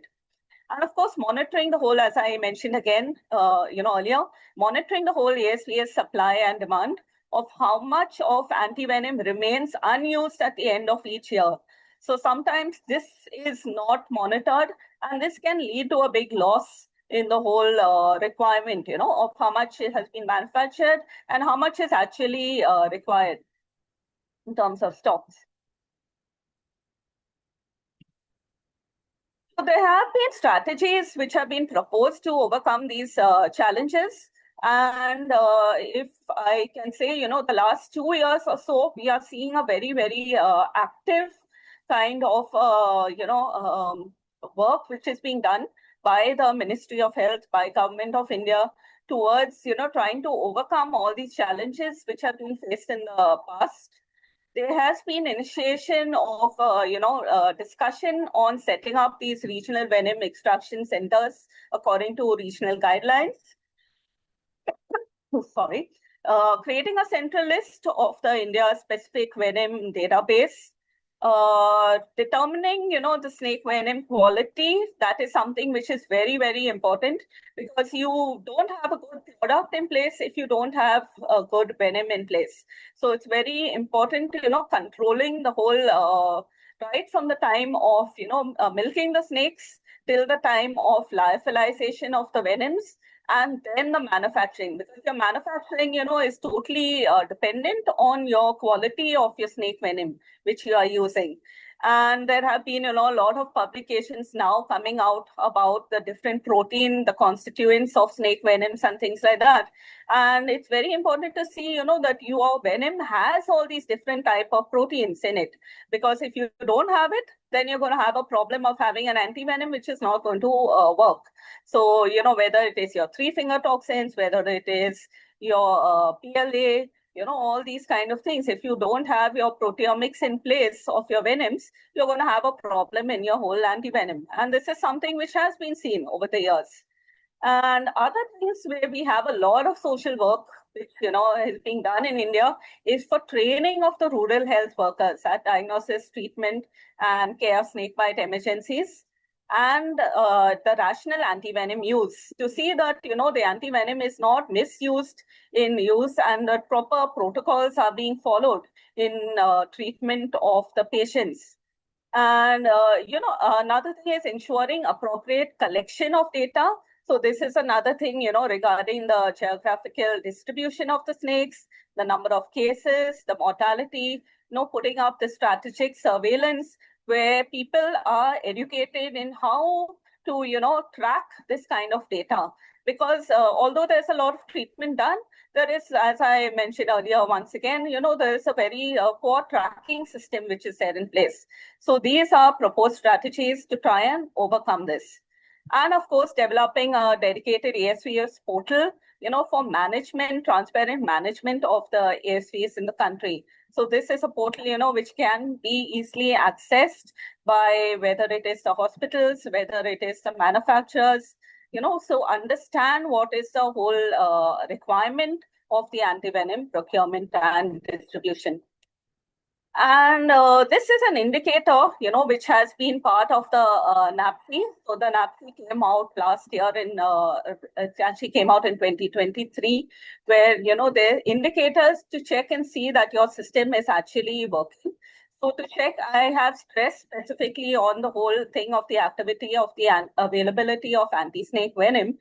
So a technical indicator, of course, is the percentage of states to check and see, that they have adequate anti-snake venom in all their facilities. Objectively verifiable indicator would be the procurement utilization and proportion of the vials. So this is something, which is very significant, very useful to the manufacturers to understand what is the actual requirement of the ASVS vials. The percentage of facilities which are expected to maintain a stock of the vials, and register percentages of facilities having, no stock in place, so that people get a clearer understanding of where the vials should be going and where is it actually required. And verification, of course, is, by having all these records in place and where it is open to the public, it's very easy to access these files and understand, where the shortages, where the grievances are coming in from, and where is the requirement. And this whole source of information, is the plan is to have it monitored by the state health departments and the nodal officers, and have media supervision reports in this. So thanks very much.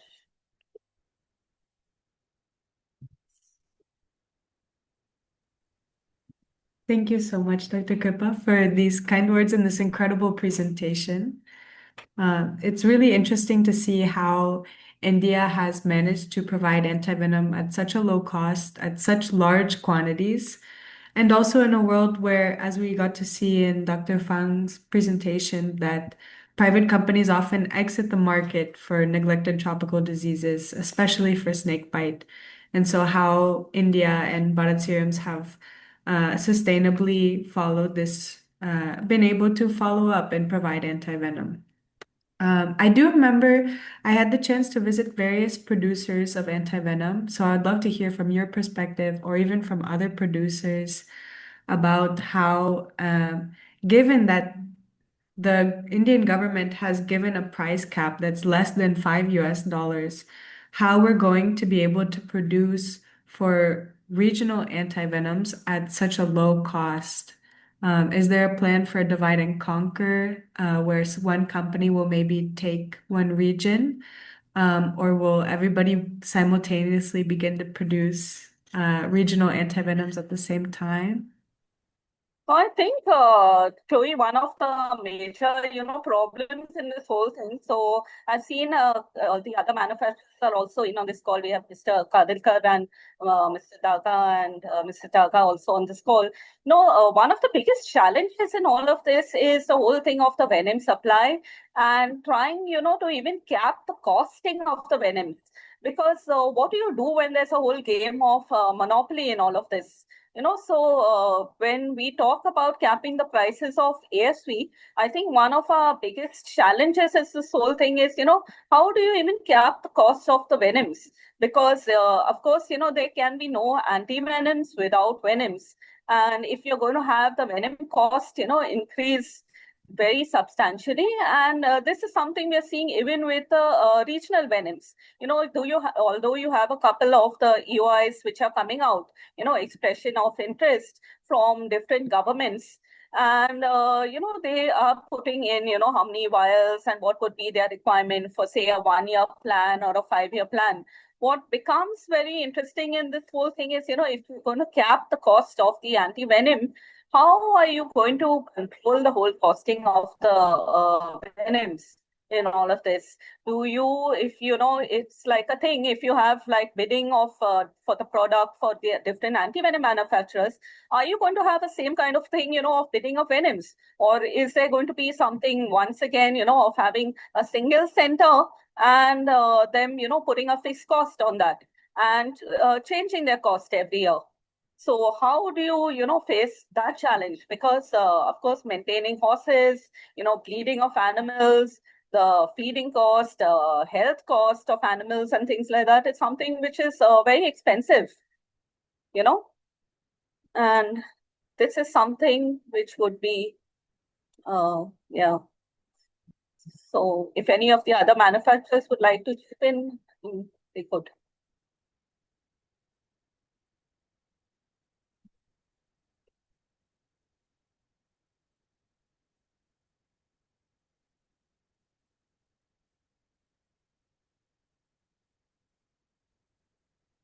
I think there are a couple of questions also which have come in. Yeah. Yes, maybe you could respond to those. Yeah. Our first question is, given the biogeographical distribution of snakes that differ across India, Yeah. is it regionally specific antivenoms a better idea? Is that on the table? Yeah, so it is on the table, but as I mentioned, we are facing a lot of challenge. Our first challenge, which is coming in, though everybody is talking about regional antivenoms, there is not much of support, which is coming in on setting up these centers for regional venoms. So you may have, one isolated person, say, who's somewhere, in, like say in West Bengal. Okay, and he's interested in, say, giving his venoms. But if he is not getting the required permissions to give the, manufacturers the venom, then what do you do? So that kind of bridge has to be, it has to be crossed at some point of time. And that is, something which we are facing as a challenge in this whole thing. It's like everybody has the idea, but how do you bring them, to each other? Same thing, with other regions, like say Karnataka or your Western regions or Maharashtra itself. I mean, we are, anti-venom manufacturer, which is located in Maharashtra, and you cannot get venoms from Maharashtra itself because of the not having the required permissions. So what do you do in that kind of a situation? Everybody wants to do something, but this is the challenge in it. We have one more question in the chat. Could recombinant antivenoms be a feasible alternative to overcome the dependency on venoms as raw materials? Yeah. So, Shrikant, so this is something, which everybody is talking a lot about. But one of the major things which has to come in is, of course, efficacy of the regional venoms. And, another thing which comes in is that you have something which is very cost effective at the end of the day. Because you need to remember, who are the masses, who are the people you are reaching out to at the end of the day, with your product. And there has to be something, a little bit of flexibility in your costing of your antivenom products. Because are you going to say have the same thing, problem with a recombinant product at the end of the day? Then it's going to be very difficult trying to, manufacture a recombinant product. I mean, it's a very great initiative. There are a lot of people, working towards this recombinant products, working towards having products against specific proteins and things like that. That is one of the challenges, is the cost, and of course the effectiveness is another very, very important thing to remember at the end of the day. That is it going to be effective against your venoms. So that's something, which, and another thing is that, is there going to be a requirement, for clinical trials and things like that? Because how many people, would be interested in doing something like that? Another thing, as, which was also mentioned, was about the other products. There are some other repurposed, what we call repurposed products, like these small molecules and things like that. So that's also something, which has become is very interesting, which Joanna spoke about. And, those kind of things which can work in combination with your existing products. So these are something, which is very interesting to think about. Thank you so much for your presentation and for all of this information, Dr. Kripa. Thanks once again, Chloe, for this whole thing. Thank you. Yes. If anyone has any more questions, feel free to drop those in the chat. And for now, we'll be moving on to our next presentation from Dr. Jose Maria Gutierrez, who is Professor Emeritus and one of the world's leading researchers on snakebite, who has worked for decades to combat the problems associated with this neglected tropical disease, to bring it to a global spotlight. And also, just a fun fact, the Instituto Clomiro Picado, where he works, produces the incredible antivenom which saved my mom. And not only do they produce for Costa Rica, but they are also producing antivenoms for the African continent. So please feel free to take it away, Dr. Gemma. Thank you very much, Chloe, for the presentation. Greetings to everybody from San Jose, Costa Rica. It is my pleasure to attend this fantastic gathering, and congratulations to Chloe for putting together this excellent webinar of today. So let me share the screen.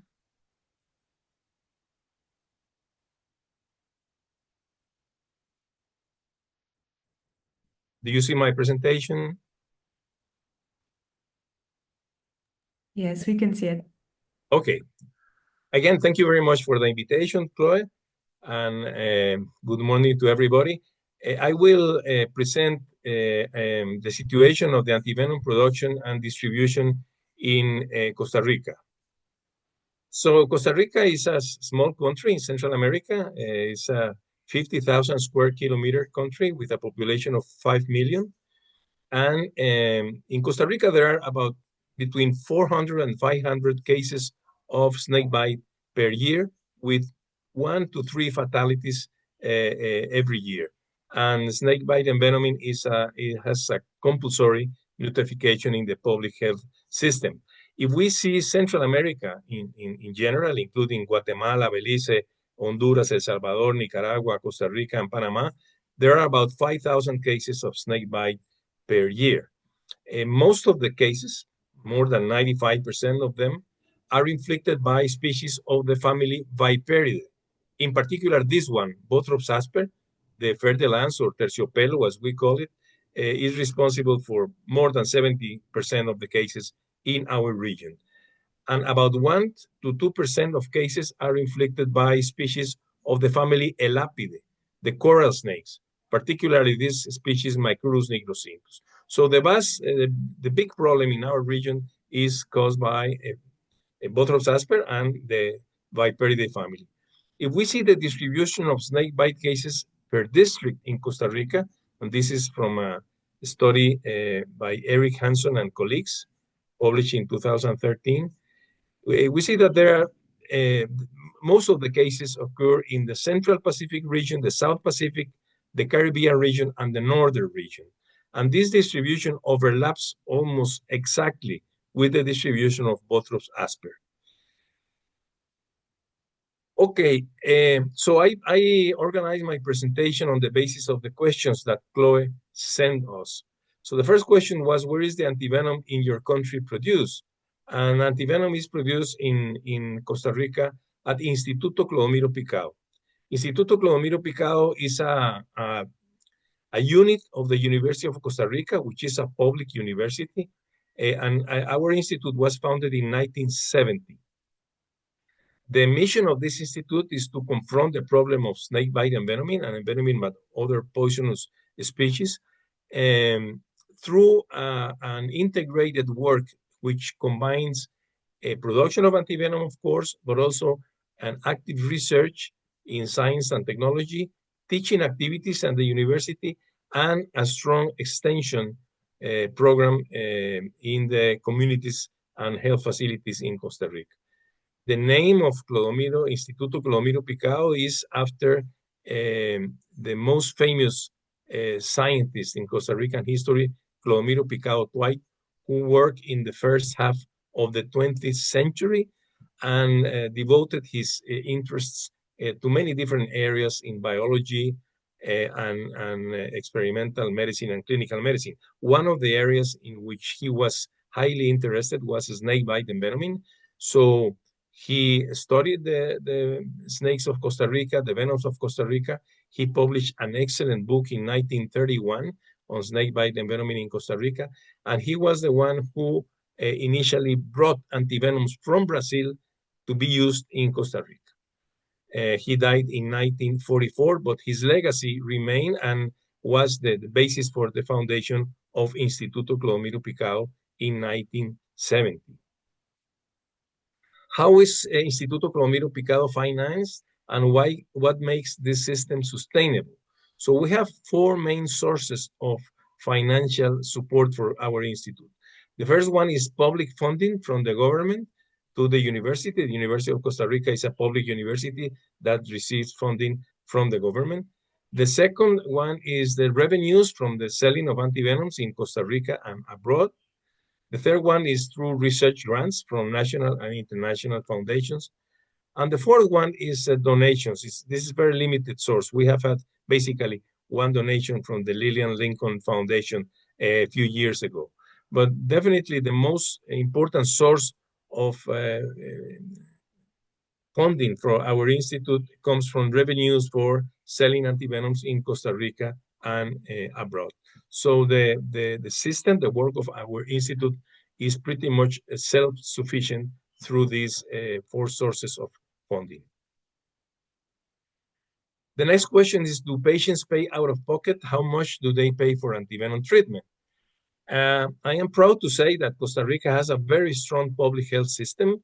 It's called Caja Costarricense de Seguro Social and has also a Ministry of Health, which directs the overall health policies in the country. So Caja Costarricense de Seguro Social has a universal coverage. It's a system based on universal coverage, on solidarity, and it is based on a contributory regime supported by employers, government, and workers. So the treatment of snakebite envenoming in our country, including antivenom and other aspects of the therapy, is absolutely free of charge for people bitten by snakes. And in this regard, it is highly similar to the SUS system in Brazil described by Fangui in her presentation. We also, as part of the work of the Institute, developed permanent training programs in close coordination to Seguro Social and the Ministry of Health, programs devoted to physicians and nurses all over the country, as well as in medical and nursing schools in the universities.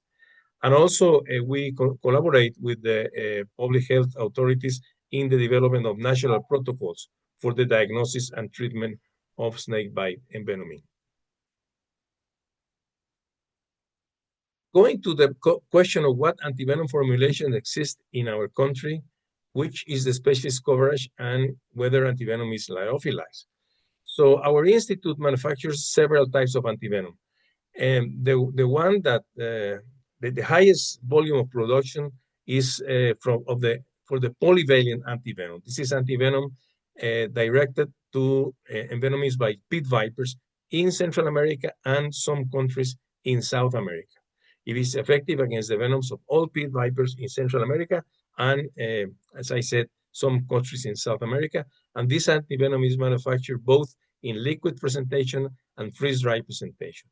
This antivenom is manufactured by immunizing horses with the venoms of Bothrops asper, the fer-de-lance or terciopelo, Crotalus simus, the Central American rattlesnake, and Lachesis stenophris, the bushmaster. And with these three venoms, the antivenom generated has an extensive cross-reactivity and cross-neutralization against venoms of pit vipers, like I said, in Central America and parts of South America. The second antivenom that we manufacture is the coral snake antivenom, which is manufactured only in the liquid presentation, and it is effective against the venoms of the most important coral snakes in Central America. This antivenom is manufactured by immunizing horses with the venom of Micrurus nigrocintus. And then we also produce a polyvalent antivenom for veterinary use. As you know, snake bite envenoming is a big problem in cattle and other domestic animals. And therefore, this antivenom is used mostly in Costa Rica for the treatment of envenomings by pit vipers. And this is a veterinary antivenom. In addition to these antivenoms produced for Costa Rica, Central America, and some countries in South America, our institute manufactures an antivenom for Sub-Saharan Africa, like Chloe mentioned. This is called Equitab Plus antivenom, and is produced by immunizing horses with the venoms of Equus ocellatus or romani, Vitis arietans, Naja nigricolis, and Dendroaspis polylepis. And this antivenom is now upgraded by including more venoms in the immunization. And now the new formulation of Equitab Plus antivenom includes 22 venoms in the immunization. So the idea is to cover most of the venomous snakes of Sub-Saharan Africa. This antivenom Equitab Plus antivenom is being used in Nigeria, Burkina Faso, Mali, Central African Republic, some other countries of Sub-Saharan Africa, and more recently in Eswatini. The total production of antivenom of Instituto Clodomiro Picado currently is about 120,000 vials per year. Costa Rica consumes about 20 to 25,000 vials of antivenom. So the rest of this production is for other countries. Our antivenoms are constituted by whole IgG. They are whole IgG preparations manufactured by a caprylic acid fractionation of hyperimmune plasma, and also a step of ion exchange chromatography is used in the manufacture.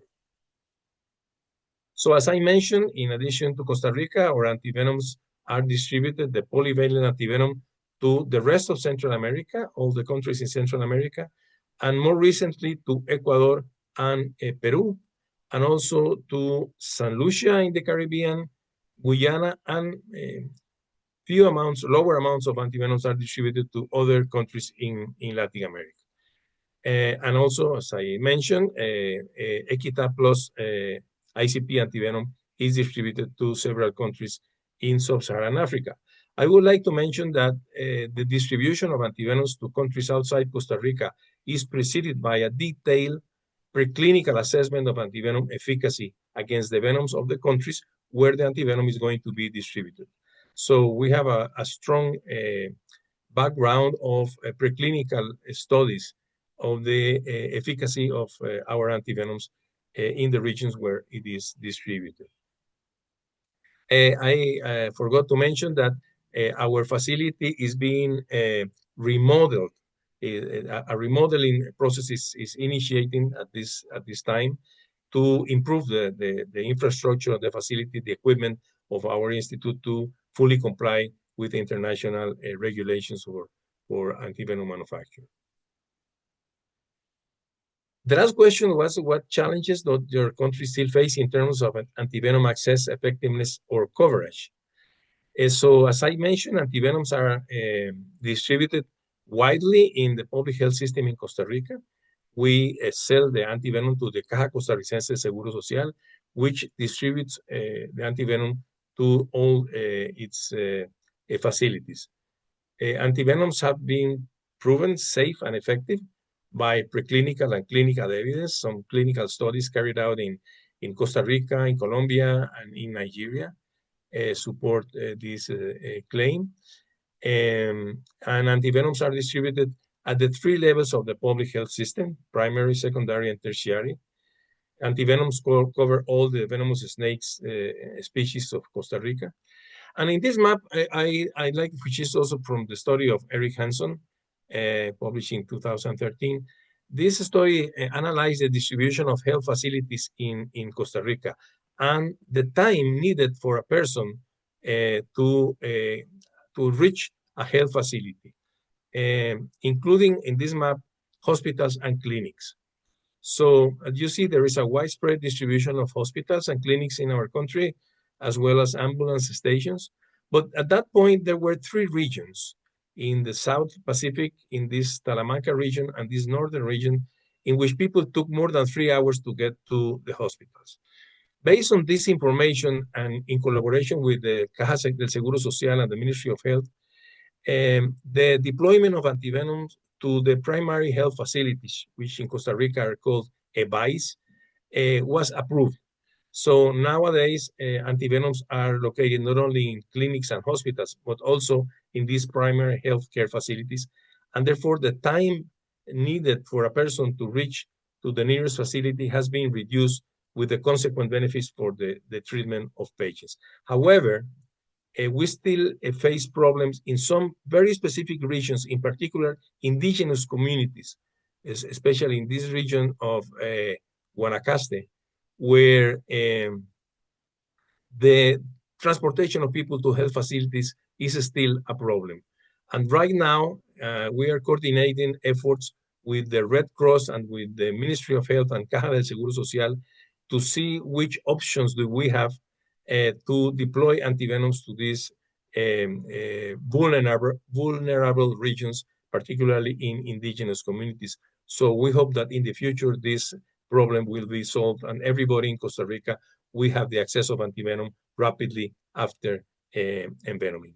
We are also working in many research projects related to improvement of antivenom quality, to development of new therapies for antivenoms, and in general towards a better understanding of snake venom composition, mechanism of action, and treatment. So again, thank you very much, Chloe, and thank you very much, everybody, for the invitation and for your attention. And I will be glad to listen and answer any question that you may have. Thank you very much. Thank you so much, Chema, for this incredible presentation and for many years of amazing work. We do have 2 questions already in the chat. One of them is from Ms. Oriana Gonzalez, who asked, how big is the difference between the veterinary antivenom and the human antivenom? I understand the question of Oriana in terms of neutralizing efficacy. Is that your point, Oriana, whether they have similar neutralizing efficacy?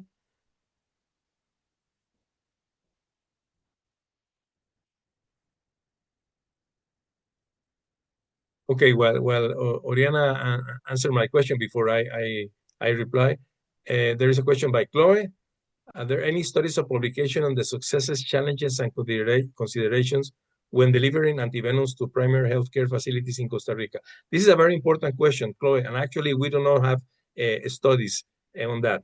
This is an open question, whether this deployment of antivenoms to the primary health facilities has has reduced the time lapse between the bite and the treatment, and has improved the outcome of the bite. This is an open question that we need to investigate, definitely. But I don't have an answer right now. Lilian Nantum asks whether there are similarities in the snake fauna between Costa Rica and Sub-Saharan Africa. No, there are no similarities. I mean, there are very general similarities in the sense that the main families are Viperidae and Elapidae in the 2 continents, but the snakes are completely different, and the venoms, although they have similarities in terms of composition, they are different immunologically.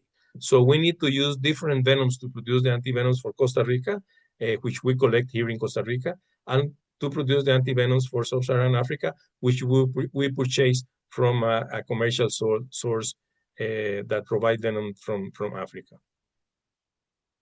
Okay, Oriana, yes. No, actually, the difference between the human antivenom and the veterinary antivenom is that in a human polyvalent antivenom, we include the venoms of Bothrops asper, the terciopelo, the rattlesnake, Crotalus, and the bushmaster. In the antivenom for veterinary use, we only include the venoms of Bothrops asper, the terciopelo, and the rattlesnake, because the number of accidents in veterinary medicine by the bushmaster are very low or non-existent. So, but in terms of potency, they have the same potency against Bothrops aspera, terciopelo, and the rattlesnake. There is another question by Taxa on why does it need to separately produce antivenom for human and veterinary use? Well, this is a regulatory issue. The products have to be differentiated because of legal aspects and regulations. Ahmad Khaldoun Ismail, greetings to Professor Ismail, says, how do you go about in obtaining the venoms from other countries for the antivenom production? Does it need to be intergovernmental agreement and support for such efforts? No, the thing is that the polyvalent antivenom that we manufacture with Costa Rican venoms is effective against venoms not only from Central America, but also from the countries in South America where we distribute the antivenoms, particularly Ecuador and Peru. So fortunately, there is a strong cross-reactivity between these venoms. However, I must say that in the case of rattlesnake venoms, the South American rattlesnake venom is completely different from the Central American rattlesnake venom. Therefore, our antivenom is not, the polyvalent antivenom is not effective against South American rattlesnake venoms, and therefore we don't recommend or we don't use this antivenom in South America. But fortunately, in Latin America, there is a strong cross-reactivity immunologically between venoms of pit vipers, and this allow our antivenom to be effective in other countries. Sometimes we obtain venoms from commercial sources, as in the case of Sub-Saharan Africa. These venoms come not from intergovernmental agreements, but from commercial purchase of the venoms, and we use these antivenoms commercially acquired for immunization for the antivenom for Africa.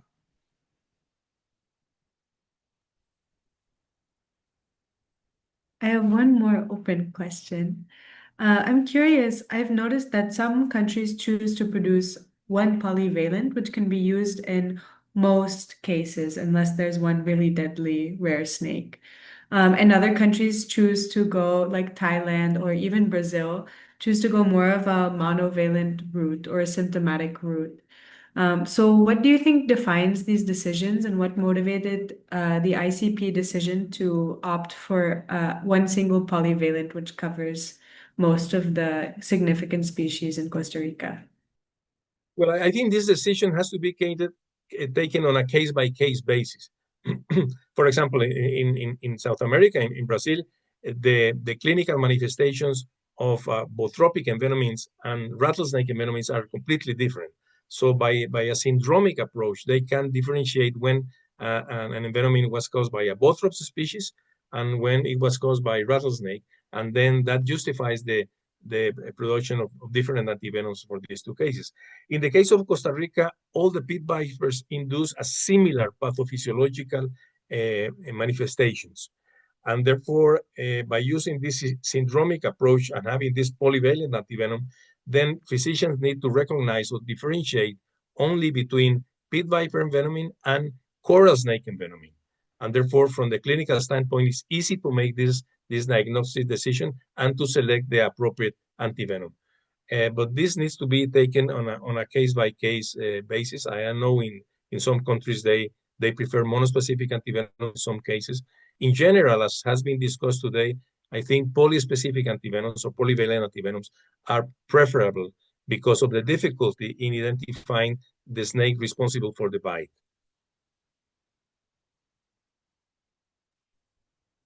Great. Thank you so much, Professor Chema, for this presentation and for sharing some of your experience and wisdom.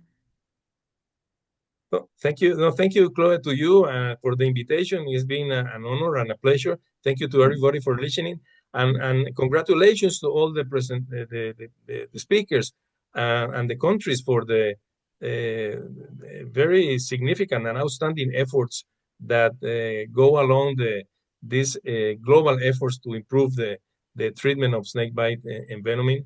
And I am very optimistic that we in general in the world will make significant advances towards reducing the impact of this terrible disease. So thank you very much. Thank you very much. So we have one last presentation today. Last but not least, we have Dr. Brian Wilson from the USA, who is a physician and medical toxicologist with a special interest in envenomings, as well as medical director at the Southeast Texas Poison Center and co-chair for the envenomation section of the American Academy of Clinical Toxicology. So thank you so much, Brian Wilson, for coming today, and feel free to share your screen. Absolutely. Thank you for having me, Chloe. I appreciate it. Let's see if I can do this right.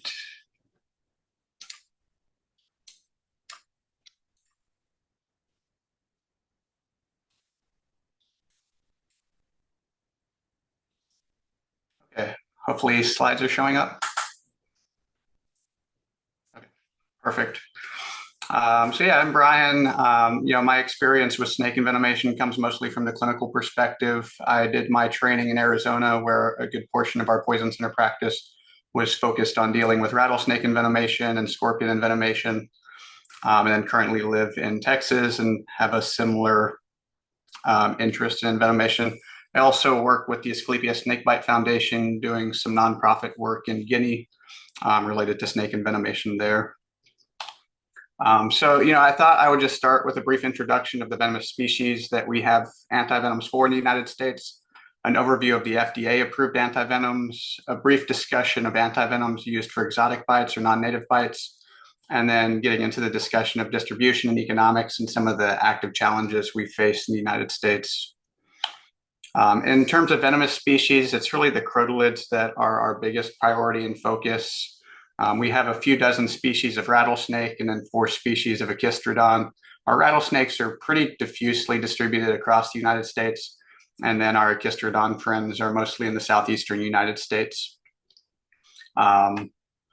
We do have a coral snake population here. We have 3 species, 2 of which are really medically significant and tend to be treated with antivenom, the Texas coral snake and the eastern coral snake. But these make up a much smaller percentage of our overall envenomations. We'll have some numbers in a few slides here. Looking at some of the non-snake species, we do have 1 species of medically significant scorpion, the Centroides sculpturatus, which is mostly in the Arizona region and spills over a little bit into some of the surrounding states. And then we have 2 venomous spiders that we have particular concern for, but only one has an antivenom, and that's our black widow, the Latrodectus mactans. In terms of numbers, overall, it's much less of a public health issue in the United States than it is in many other parts of the world. We still overall get a large number of total bites, with 8,000 envenomations from crotalids, about 100 coral snake bites, about 50 non-native snake envenomations, and roughly 2,000 black widow bites. And in total, we get about 10,000 to 12,000 scorpion envenomations reported to poison centers, but about 250 are the more severe cases that are suspected to be due to the Arizona bark scorpion, may potentially be treated with antivenom. Some of these numbers are probably underestimates. The scorpions in particular are probably an underestimate. We have a large number of not particularly dangerous scorpions, and those won't necessarily be called to poison centers. But our snake bites are probably fairly accurate. Those typically will result in a call to a poison center. So it gives you an idea of what kind of numbers we're dealing with. So total number is fairly comparable to many other countries, but in terms of our overall population, certainly this takes a backseat to some other public health crises like opioid use disorder, depression, heart disease, but still remains an important disease for these niche populations. And then just for kind of context, these are our typical snakebite envenomations from at least our crotalids. This is kind of what we expect to see: a large amount of ecchymosis, some severe edema, severe pain. We can see some coagulopathy, but overall, honestly, are a bit more moderate to mild envenomations compared to some of the things that we see in sub-Saharan Africa, Southeast Asia, and other parts of the world. Now, in terms of our FDA-approved antivenoms, we have a total of 5. We have 2 for our crotalids, 1 for our coral snakes, 1 for our scorpions, and then 1 for the black widow. Our 2 crotolid antivenoms are Crofab and Antivip. Crofab is made by BTG, or now SERB. Its manufacturing process is kind of interesting. The snake Herpetarium or Serpentarium is actually in Utah, where the venom is collected. It's shipped to Australia, where sheep are immunized with it. And then the serum from the sheep is shipped to Wales, where it's purified into the actual antivenom. So a fairly distributed model for production. In terms of its package insert, it's approved indication. It's approved for all of our crotalids, all our pit vipers. And we got that in about 2000, and it was sort of the only game in town for a decade and a half. And then in 2017, Antivip was approved on our market. This is by Bioclon in Mexico, and was developed and used there previously, but hadn't made its way to the United States till FDA approval in 2017, and then actual market availability in 2019. This is produced entirely in Mexico and then also indicated for all of our crotalids. For our coral snake antivenom, we have the North American coral snake antivenom produced by Wyeth or Pfizer. This is one of the 2 antivenoms actually produced in the United States and indicated for our 2 Micrurus species, the Eastern and Texas coral snake. Anascorp is similarly to Antivip, made in Mexico by Bioclon, and its package insert indicates it's for all scorpion venomations, but really is just used for the Centroides sculpturatus venomations in Arizona and some of the surrounding regions. And then finally, our oldest antivenom is the Latrodectus, made by Merck, our second USA-produced antivenom, and indicated only for the black widow, the Latrodectus mactans. Looking at them a little bit closer, so you can see there's some similarities and some differences. We have our 2 older antivenoms, the North American coral snake and Latrodectus antivenoms, are whole IgG molecules. Our more recent crotalid, Crofab, is a Fab fragment, and then Antivip and Anascorp are Fab2 fragments. All of them are lyophilized, though interestingly, only Antivip and Anascorp are approved for room temperature storage. The other antivenoms for their package insert require refrigeration. And then most of them are produced in horses, with the one exception being Crofab, which uses the Australian sheep. I included the species that go into the antivenoms here in the second to bottom column. For Crofab, you can see a healthy sampling of snakes found in the United States. We have our eastern and western diamondback rattlesnake. We have one of our Chistrodon species, and then we have our Mojave rattlesnake, Crotalus scutellatus, which is included for its well-known neurotoxic venom component. Antivip, being produced in Mexico, uses 2 Central American snakes, the Bothrops asper and Crotalus simus. And then Anascorp, also produced in Mexico, uses a number of their Centroides species, and it's actually a polyvalent antivenom, though we use it as a monovalent treatment for Centroides sculpturatus specifically. And then the dosing there at the very bottom of the chart is the typical starting dose for most of these antivenoms, or for the antivenoms. For Crofab and Antivip, you often need more than just the initial dose. Average doses roughly are about 15 vials. There's some variability and some difficulty in comparing them completely, because there's some debate about maintenance dosing that's typically recommended with Crofab. But 15 vials gets you in the right ballpark of what most of the studies show for average dosing. Anascorp starts with 3 vials, but can go up to 5 vials. Never really gets more than 5 vials. And then Latrodectus is essentially always 1 vial, though theoretically you can do a second dose. And then the North American coral snake antivenom starts with 3 to 5 vials and can be redosed, but 3 to 5 is a pretty typical dose for coral snake envenomations in the United States. We do have a relatively interesting phenomenon of non-native snake envenomations in the United States. As I mentioned previously, we see about 50 of these a year. And so that poses an interesting challenge of how to treat those with no FDA-approved antivenom. Currently, the typical process for these is either the patient, because they are a responsible keeper of these venomous snakes and wanted their own antivenom, they have gone through the process of securing the appropriate antivenom and keep it with them and bring it with them to the hospital. Or when they have not done that, the zoos around the United States typically are our best bet for quickly finding a stockpile of the relevant antivenom. And so through our National Association of Zoos and through one of our major zoos, the Columbus Zoo, we have this maintained antivenom index, which poison centers can use to identify where they can find the appropriate antivenom. So you can search for common names or partial scientific names of snakes, and it will give you a list of zoos which are reporting that an appropriate antivenom in stock. And then you can contact the zoo and try to get your hands on the antivenom. Now, because it's not an FDA approved medication, you have to go through this investigational new drug application process. So you have to file some paperwork with our Federal Drug Administration. And then after administration of the medication, submit an entire case report to them. Because from their view, you're essentially doing a small one-patient clinical trial. So distribution and economics of these antivenoms, theoretically, it's a very simple process in the United States. Healthcare facilities decide to stock the antivenom based on their local needs.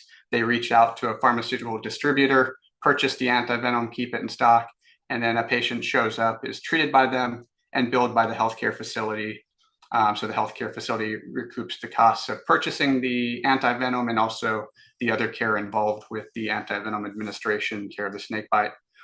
After discharge, the patient is sent a bill, and the patient either pays out of pocket or is covered through health insurance. Notionally, that is how it all works. In practice, the entire process is relatively convoluted and opaque. There's a couple of challenges to this model. One is the antivenoms are fairly expensive treatments in the United States. And I'll get into how much they are in a second, but they're fairly expensive treatments, which makes it risky for hospital systems to treat without reimbursement. At the same time, hospital systems are bound by a federal law called the Emergency Medical Treatment and Labor Act, or EMTALA, which mandates that if a patient shows up to an emergency department that receives federal funding in the form of Medicaid, they're obligated to stabilize that patient. And stabilizing is a pretty broad definition. It really means dealing with their acute medical issue, rather than what some of us might think in medical terms of stabilization, just meaning their blood pressure is okay, their heart rate is okay, they are not in imminent threat of death in the next minutes to hours. It really means you've fully resolved the acute medical issue and they are safe to be discharged to just go follow up with a primary care physician as they normally would. And so we have this issue where hospitals are obligated to provide treatment with expensive antivenoms if patients show up, but there's no mechanism for reimbursing those hospitals for that treatment. And what this means is that many of these smaller outlying hospitals in rural communities are disincentivized from maintaining an antivenom stockpile, because from their perspective, it makes more sense to have the patient show up, say, we don't have the tools to treat this, and transfer them to a larger urban center, or to carry the initial antivenom to at least start treatment and then transfer them, but not keep enough where they would be obligated to keep the patient around and manage their entire course.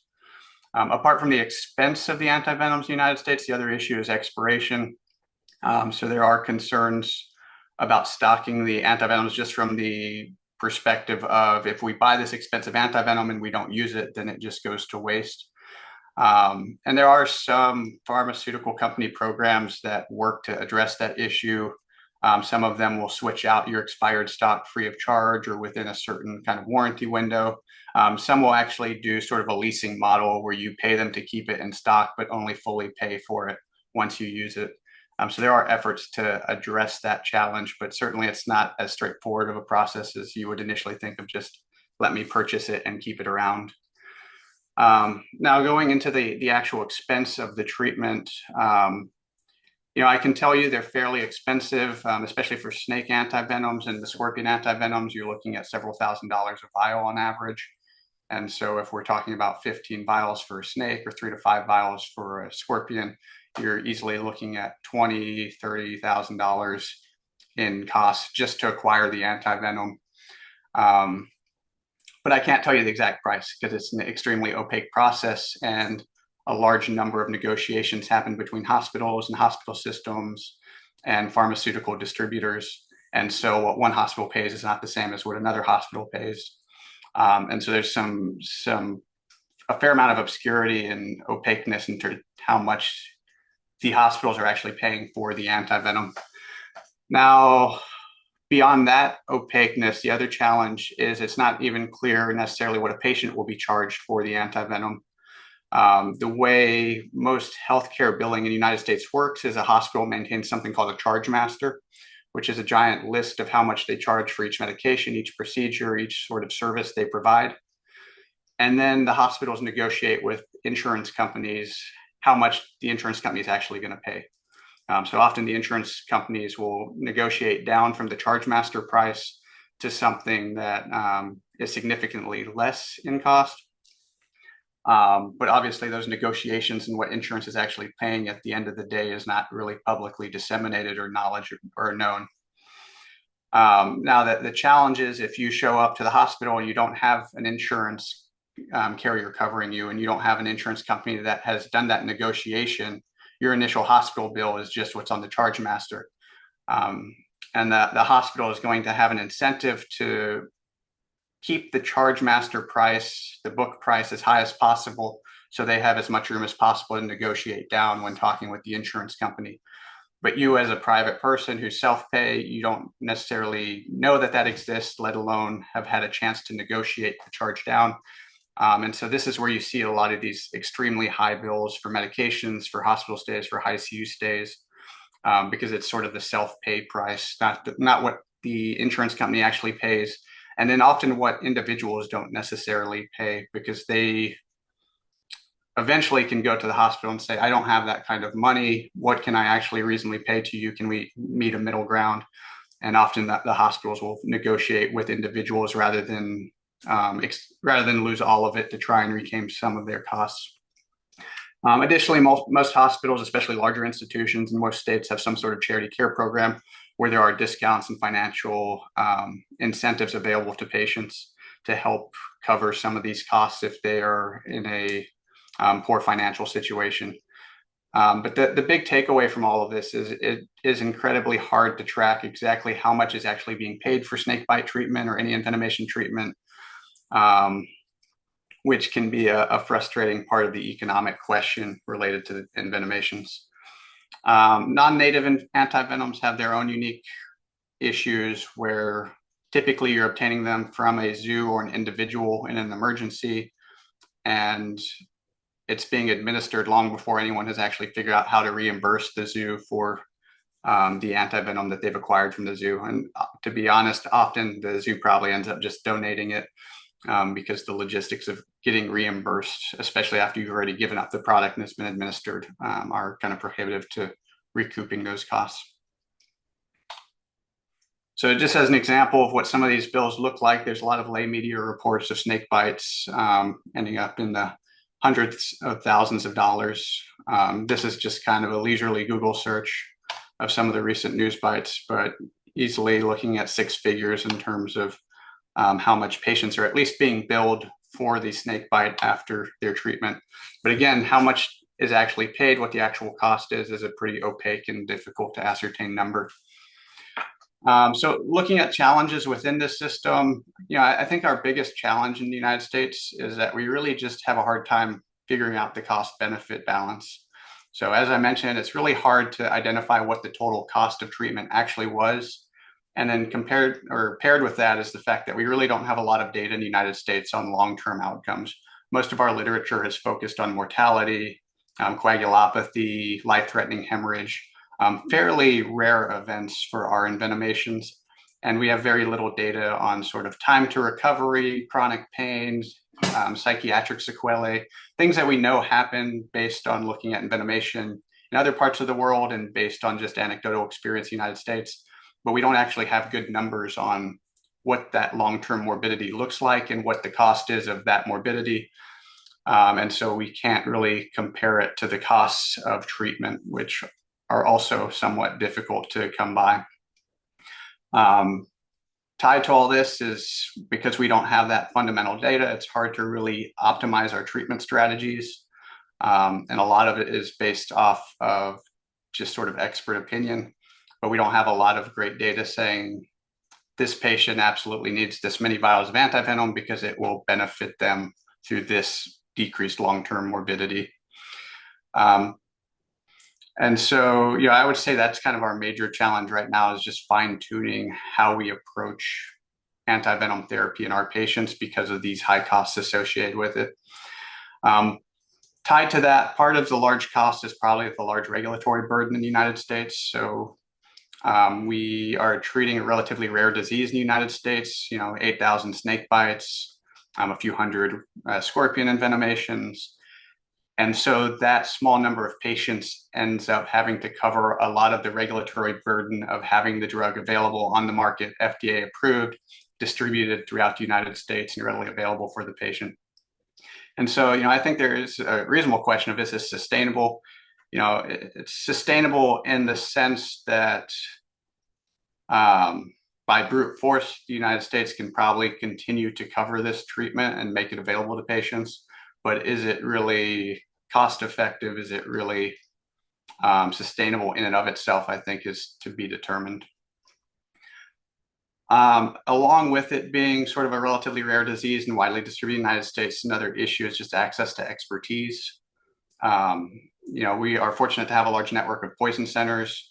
And so the poison centers who are in areas with a lot of snake envenomations, like Arizona, Texas, parts of the eastern and southeastern United States, there's pretty ready access to at least telephone consultation with someone who has treated many, many snake bites. But there are many parts of the world where many parts of the United States where the person at the bedside treating you, probably this is the one snake bite they're going to see in their career, or maybe one they're going to see that year. And so that level of expertise is often lacking. And this often leads to either overtreatment or undertreatment, either of which has negative outcomes. Similarly, I kind of touched on this already, but access to antivenom can be somewhat challenging, either because the envenomation is rare in your area, or because your local institutions or healthcare facilities have chosen not to stock the antivenom. I kind of gave some examples of how the economic incentives encourage rural hospitals to not stock antivenom. But there's other more incidence-related issues. So Texas is a great example. We have coral snakes we sometimes but rarely need to treat with antivenom. But it's very hard to find a hospital in Texas that has the US-made coral snake antivenom. I'm actually not even sure if we have one here in Houston that has it. So often, despite the patient being in the United States, the patient or the United States having a FDA-approved antivenom, many of these patients may end up being treated with an antivenom from their local zoo for one of the Central or South American coral snakes, just because that's what's actually readily available to the patient. In terms of the antivenoms themselves, our coverage and effectiveness is pretty good. There's some minor venom effects that can be resistant, but most of the major effects that we worry about respond to our antivenoms. We have a pretty good polyvalent crotolid antivenom, or two good polyvalent crotolid antivenoms in our coral snake, and the remainder of our antivenoms do great. And I've already touched on non-native envenomations. So with that, I think we're at about 15 minutes. So I will pause there and open it up for questions, but I appreciate everyone's time. And this has been a really interesting session. It's been great to learn about what everyone else is doing. Thank you so much for that presentation, Brian. That was a really wide range of information covered in a very short amount of time. So congratulations on that.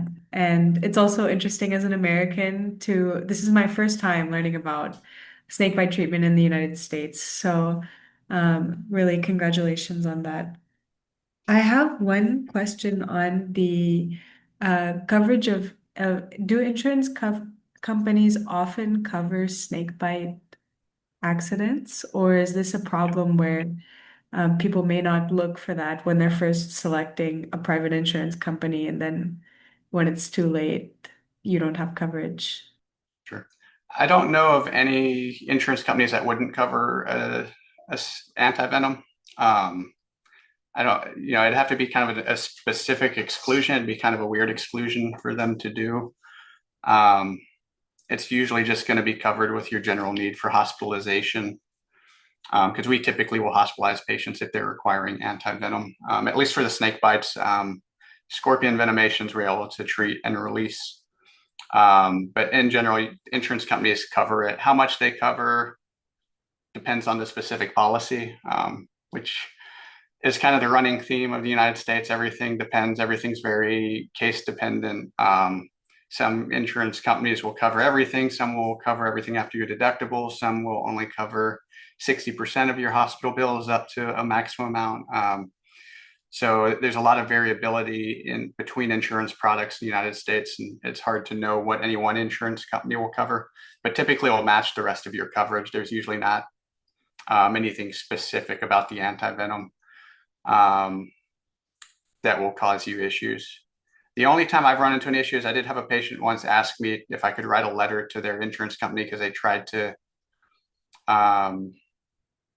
basically try to say the patient didn't need to be admitted for their snake bite, which is kind of odd. It's kind of the common practice in the US is to give it antivenom and admit them for monitoring.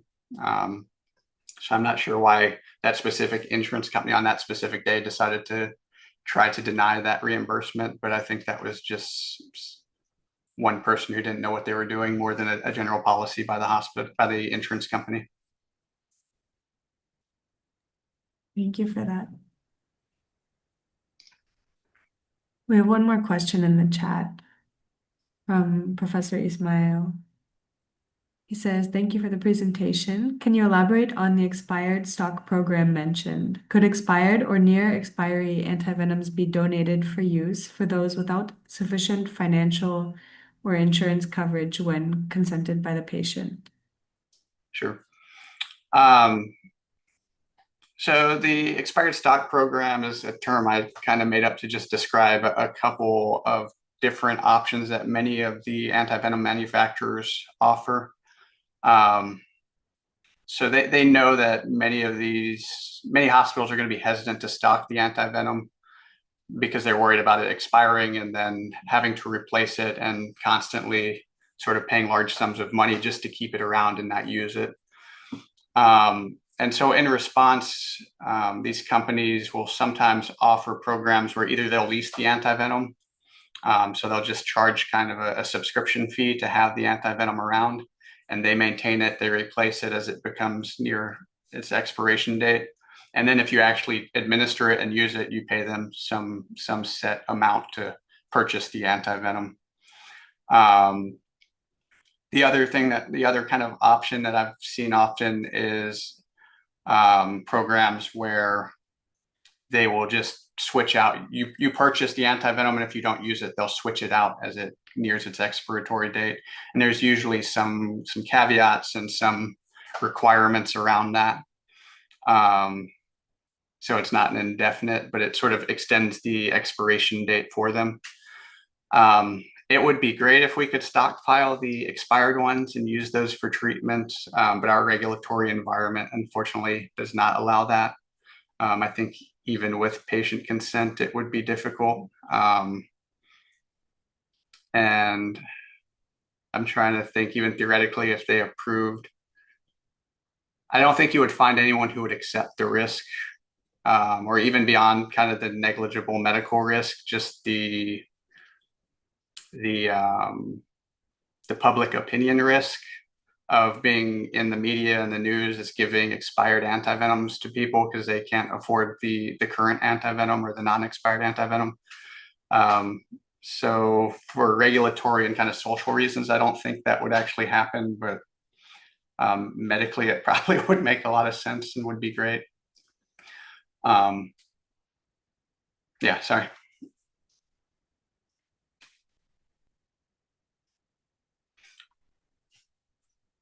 Yes.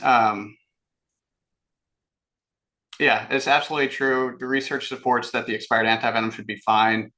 We even had in the United States for a while, so Wyeth initially made our coral snake antivenom. They stopped producing it. And so there were several years where there was no one making coral snake antivenom.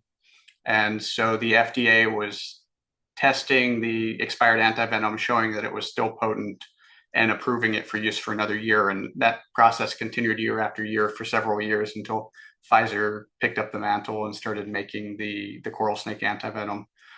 So even personal experience in the United States and the broader research literature shows that expired antivenom is still effective without it being approved at a regulatory level, I don't think it would be administered. And I think there's no real incentive from the manufacturer's perspective to really push that when they can just sell another set of antivenom to the hospitals to use. So it's a mix of economic incentives, regulatory environment, and just cultural environment that pushes back against that idea. But I agree that from a scientific and medical perspective, it makes total sense, and we probably should be finding ways to continue using that antivenom. But I think the forces at play are kind of against that.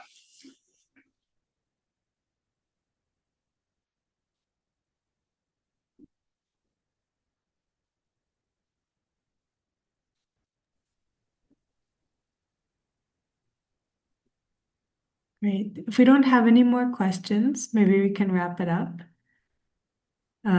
Thank you so much for all of our presenters, for all of you for showing up today and engaging in this really interesting discussion.